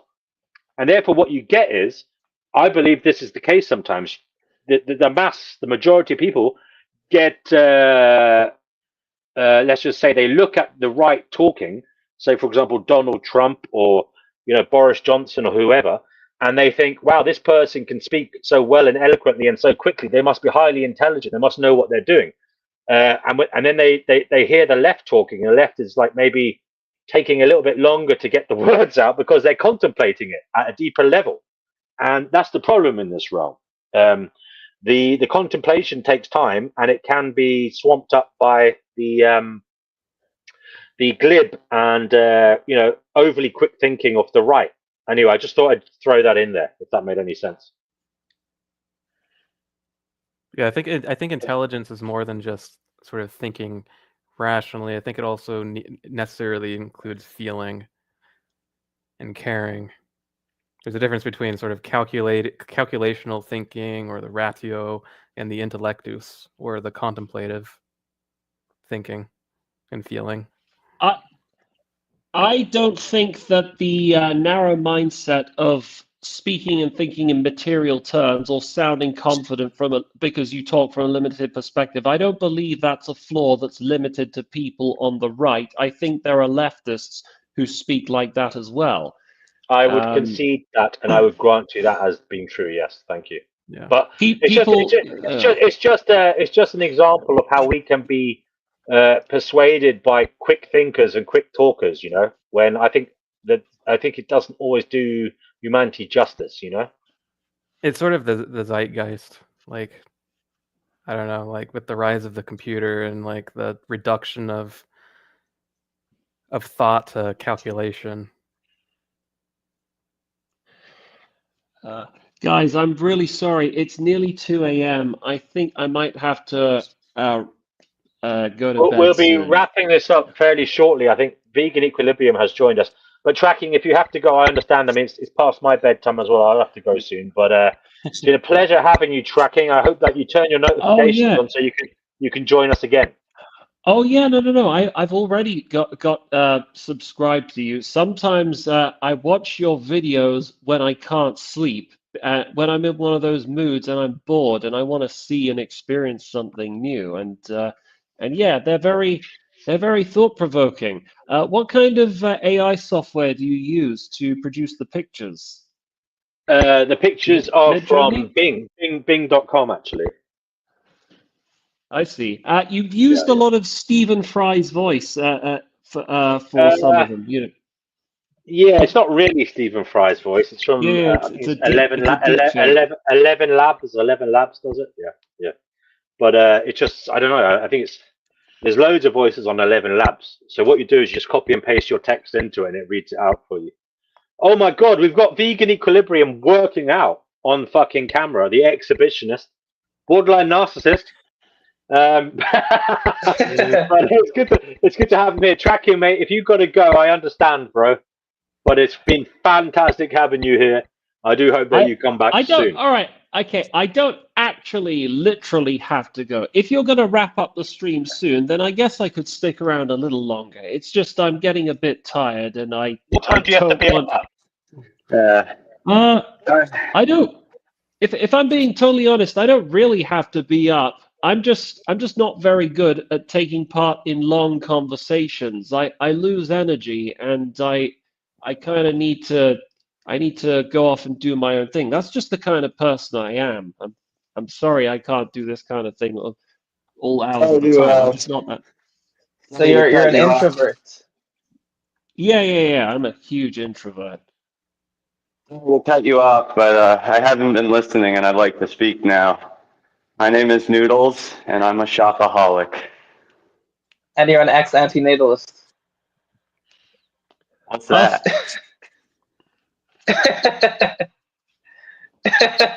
Guys, before we go on with vegan equilibrium, Stefos says it's a presumption actually to assume that consciousness is biological. It's akin to saying mind is a secretion of the brain. And so there you go. But it is a secretion of the brain if you look at it actually. I mean, I would take that view as well. I mean, without those secretions, there would be no mind, right? Yeah, exactly.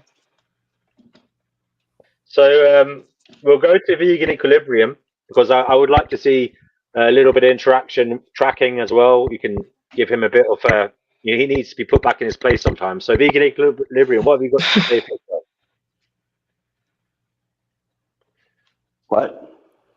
What have you got to say about consciousness? What is it? It causes me to spend too much money. Oh, you're a shopaholic. Right. So it causes problems. Yeah. But it causes good things as well, right? Sometimes my,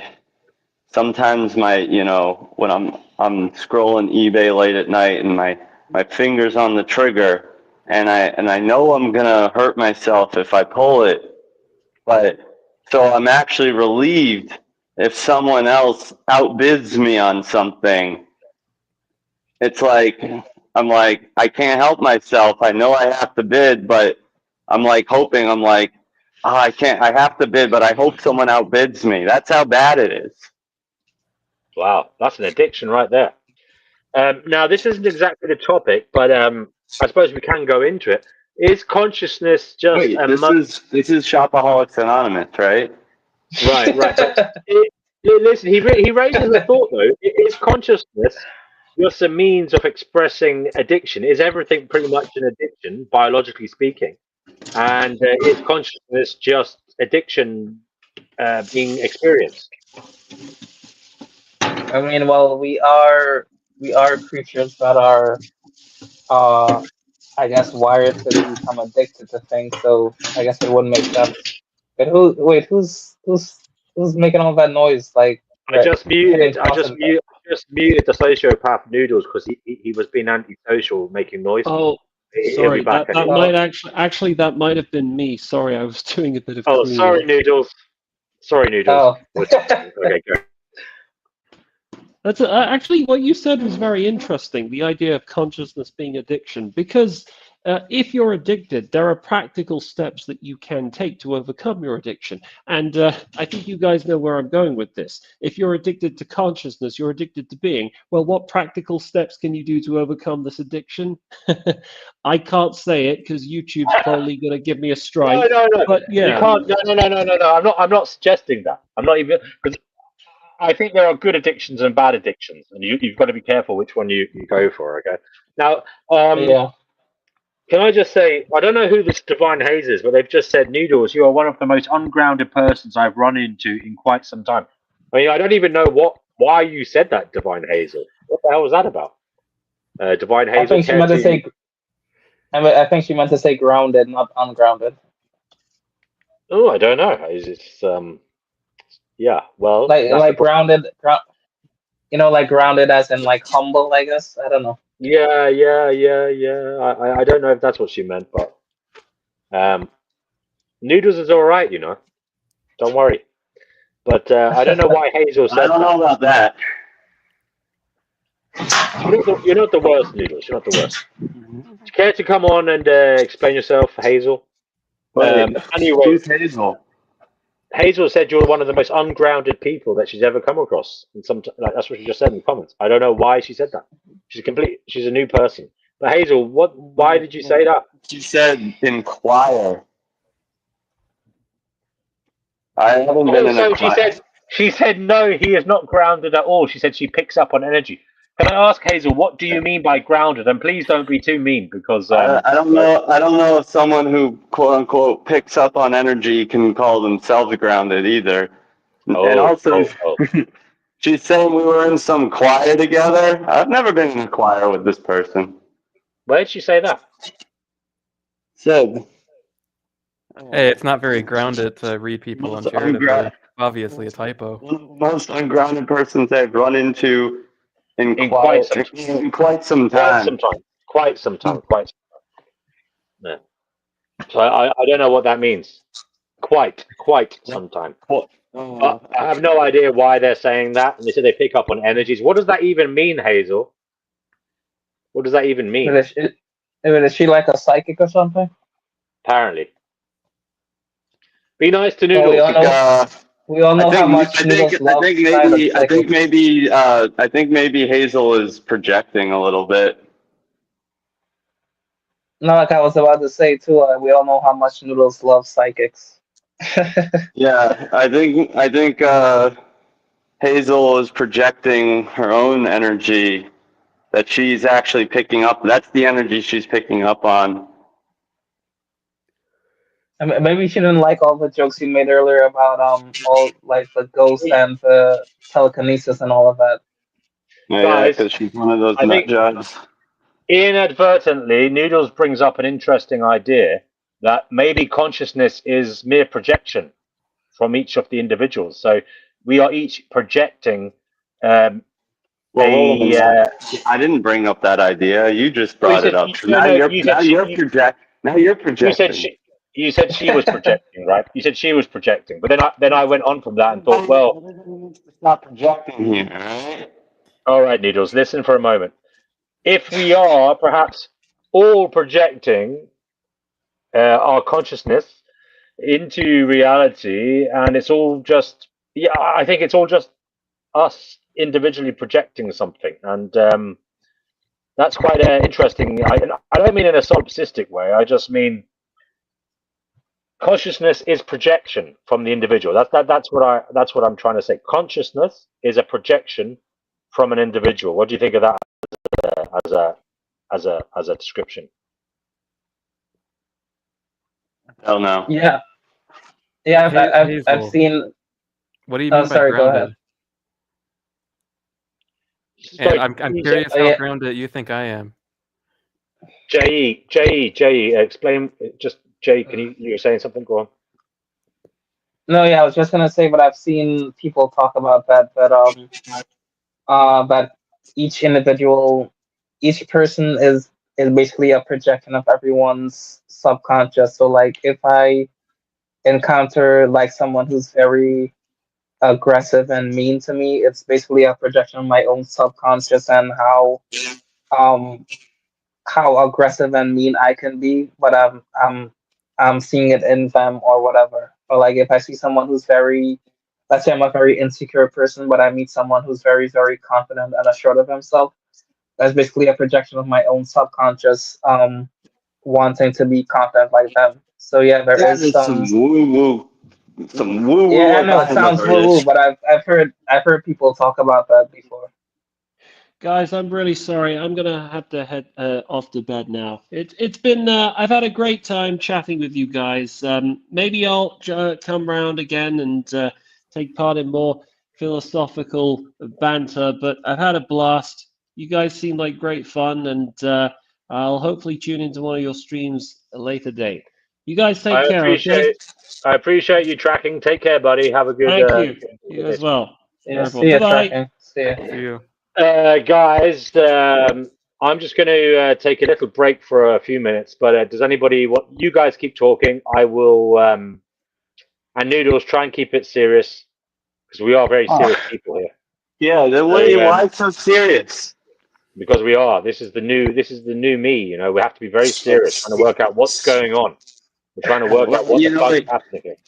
What? You're not gonna work it out, dude. Just throw in the towel now and then just kick back, relax. I'm beginning to think Divine Hazel was right. You know. I'll be back in a few minutes, guys. Wait, Oh, wait, noodles, You're noodles. so grounded because you want to unravel the mysteries of mysteries. Wait, noodles. Given that you're ex-antinatalist now, You does guys that don't mean have to you no say that. longer? You don't have to like, oh, he's the anti-natalist. Wait, you're I mean, but that's what you ex-antinatalist? are, right? I don't need that. Like, I don't need like. I don't know what. Look, it could be right. It could be wrong. I don't know. Wait, but you said on the stream, because I watched your stream. You said that you're not an AN anymore. So Yeah. Oh, he's an X. That's my X. He used to be one of us, but now he's an X. Like, you guys are all about like trying to like put separate labels and on people. exclude and. No, I'm just fucking with you. No, yeah, so I was gonna say, so does that mean that you're gonna stop doing activism and stuff now? Stop. Sorry, say again. Been stopped. Oh, okay. All right. I mean, I relate to a lot of the things you talked about on the stream, like saying that basically morality is basically like a paradox, and there is no solution either way. It's just a bunch of trade-offs, and so Well, you know what's it funny is like sometimes well, people will still respond to old posts I've made on like Instagram or YouTube or something if I'm like debating someone in the comments. And you know, they'll make like a really stupid like pro-natalist argument and I'll still hit them with some anti-natalist opposition, you know? yeah. So So you can just you still call got you that can just call anti-natalist dog in you. Yeah, can just tracking call is me one of my new favorite channels. Actually, he's gone now, but yeah. you can just call me Guys, the wild card. Hey, you as just usual, messed up my soundbite. guys, I say keep it on topic.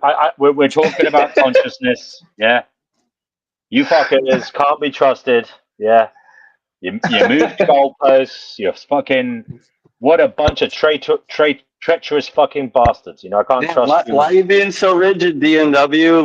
Let the conversation flow, man. Well, no, Let it flow. Oh, there's everything's a got to be rhyme and reason. grounded. We're trying to get somewhere, Noodles. Okay, we're trying to bringing you back onto the ship, brother. You're out there swimming in stormy seas, bro, and Ship. you're What's going the with the ship flow. called? The ship of fools? Yeah, you saw that, did you? On the good ship. Lollipop, take the sweet trip to the candy shop. I'm muting Noodles for a second, right?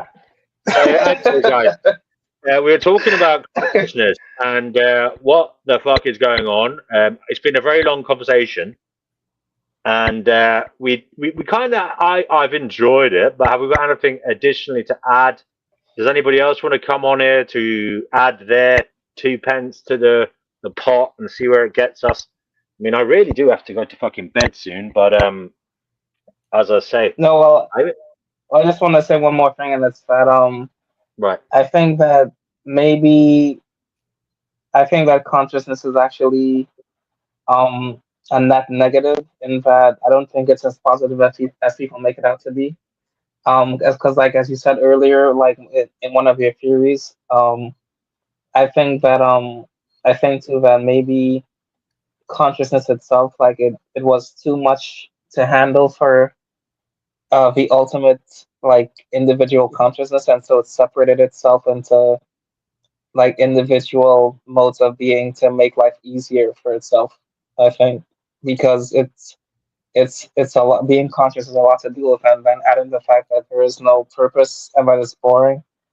I feel like it's suffering, and it's just it divided itself up into different modes of being through us humans and animals to try and make life, I guess, meaningful for itself, or eat, or to try to deal with its suffering.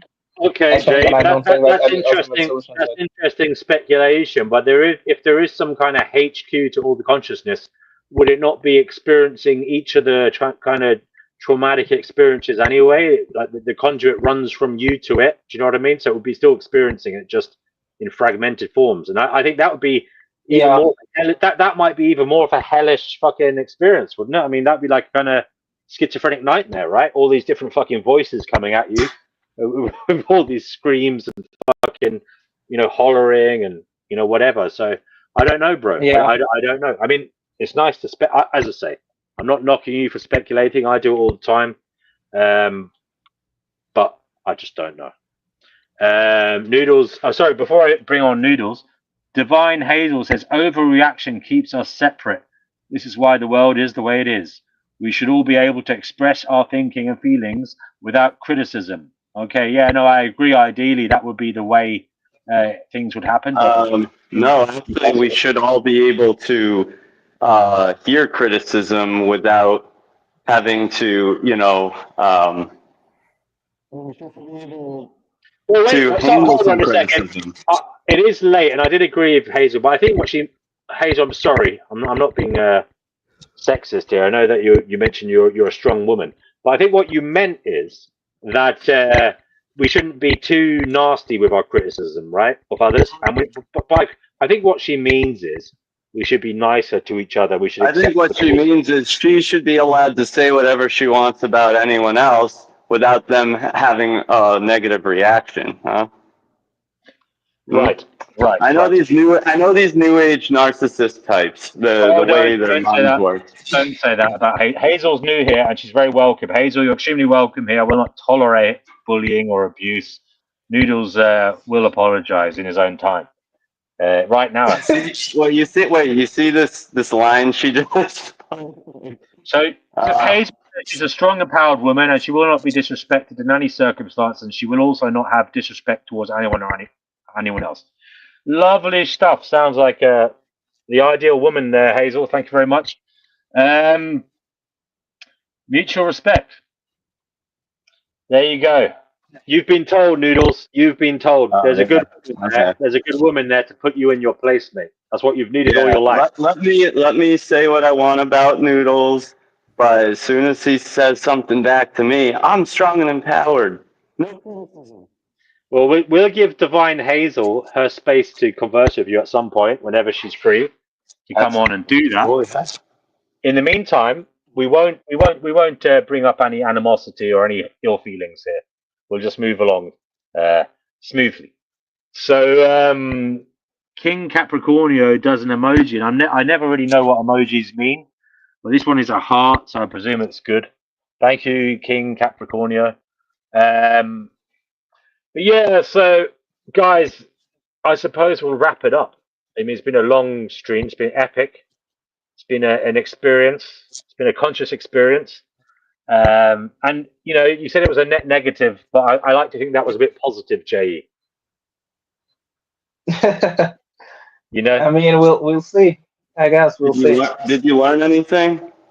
We did actually. We came across something very interesting earlier, which was the synaptic burning and the competition of ideas in the brain causing synaptic connections to be eroded, and for people's thinking to become more rigid. Wait, what causes that? You have to synaptic pruning. Synaptic pruning, yeah, it's a biological process. It's very interesting, actually. But yeah, Brother Marcus says, what do you think people think about Peter Vessel's commentary about overdevelopment and artificially limiting the content of consciousness? I would agree with that. That's one of The Last Messiah is one of my favorite pieces of writing, and luckily for me, it's not that long. So I would urge you all to look it up. And No, yeah, I agree with it as well too. yeah, His book on the yeah, yeah. tragic was recently I don't. translated to Yeah. English. I mean, people like to think. I actually think each of those things are good things. You know, all those different things. It's good to choose a method of coping with reality, like anchoring and transcendence through art, etc. It's a good thing to do. In fact, I think it's your job as a human being. You have to do one of these things.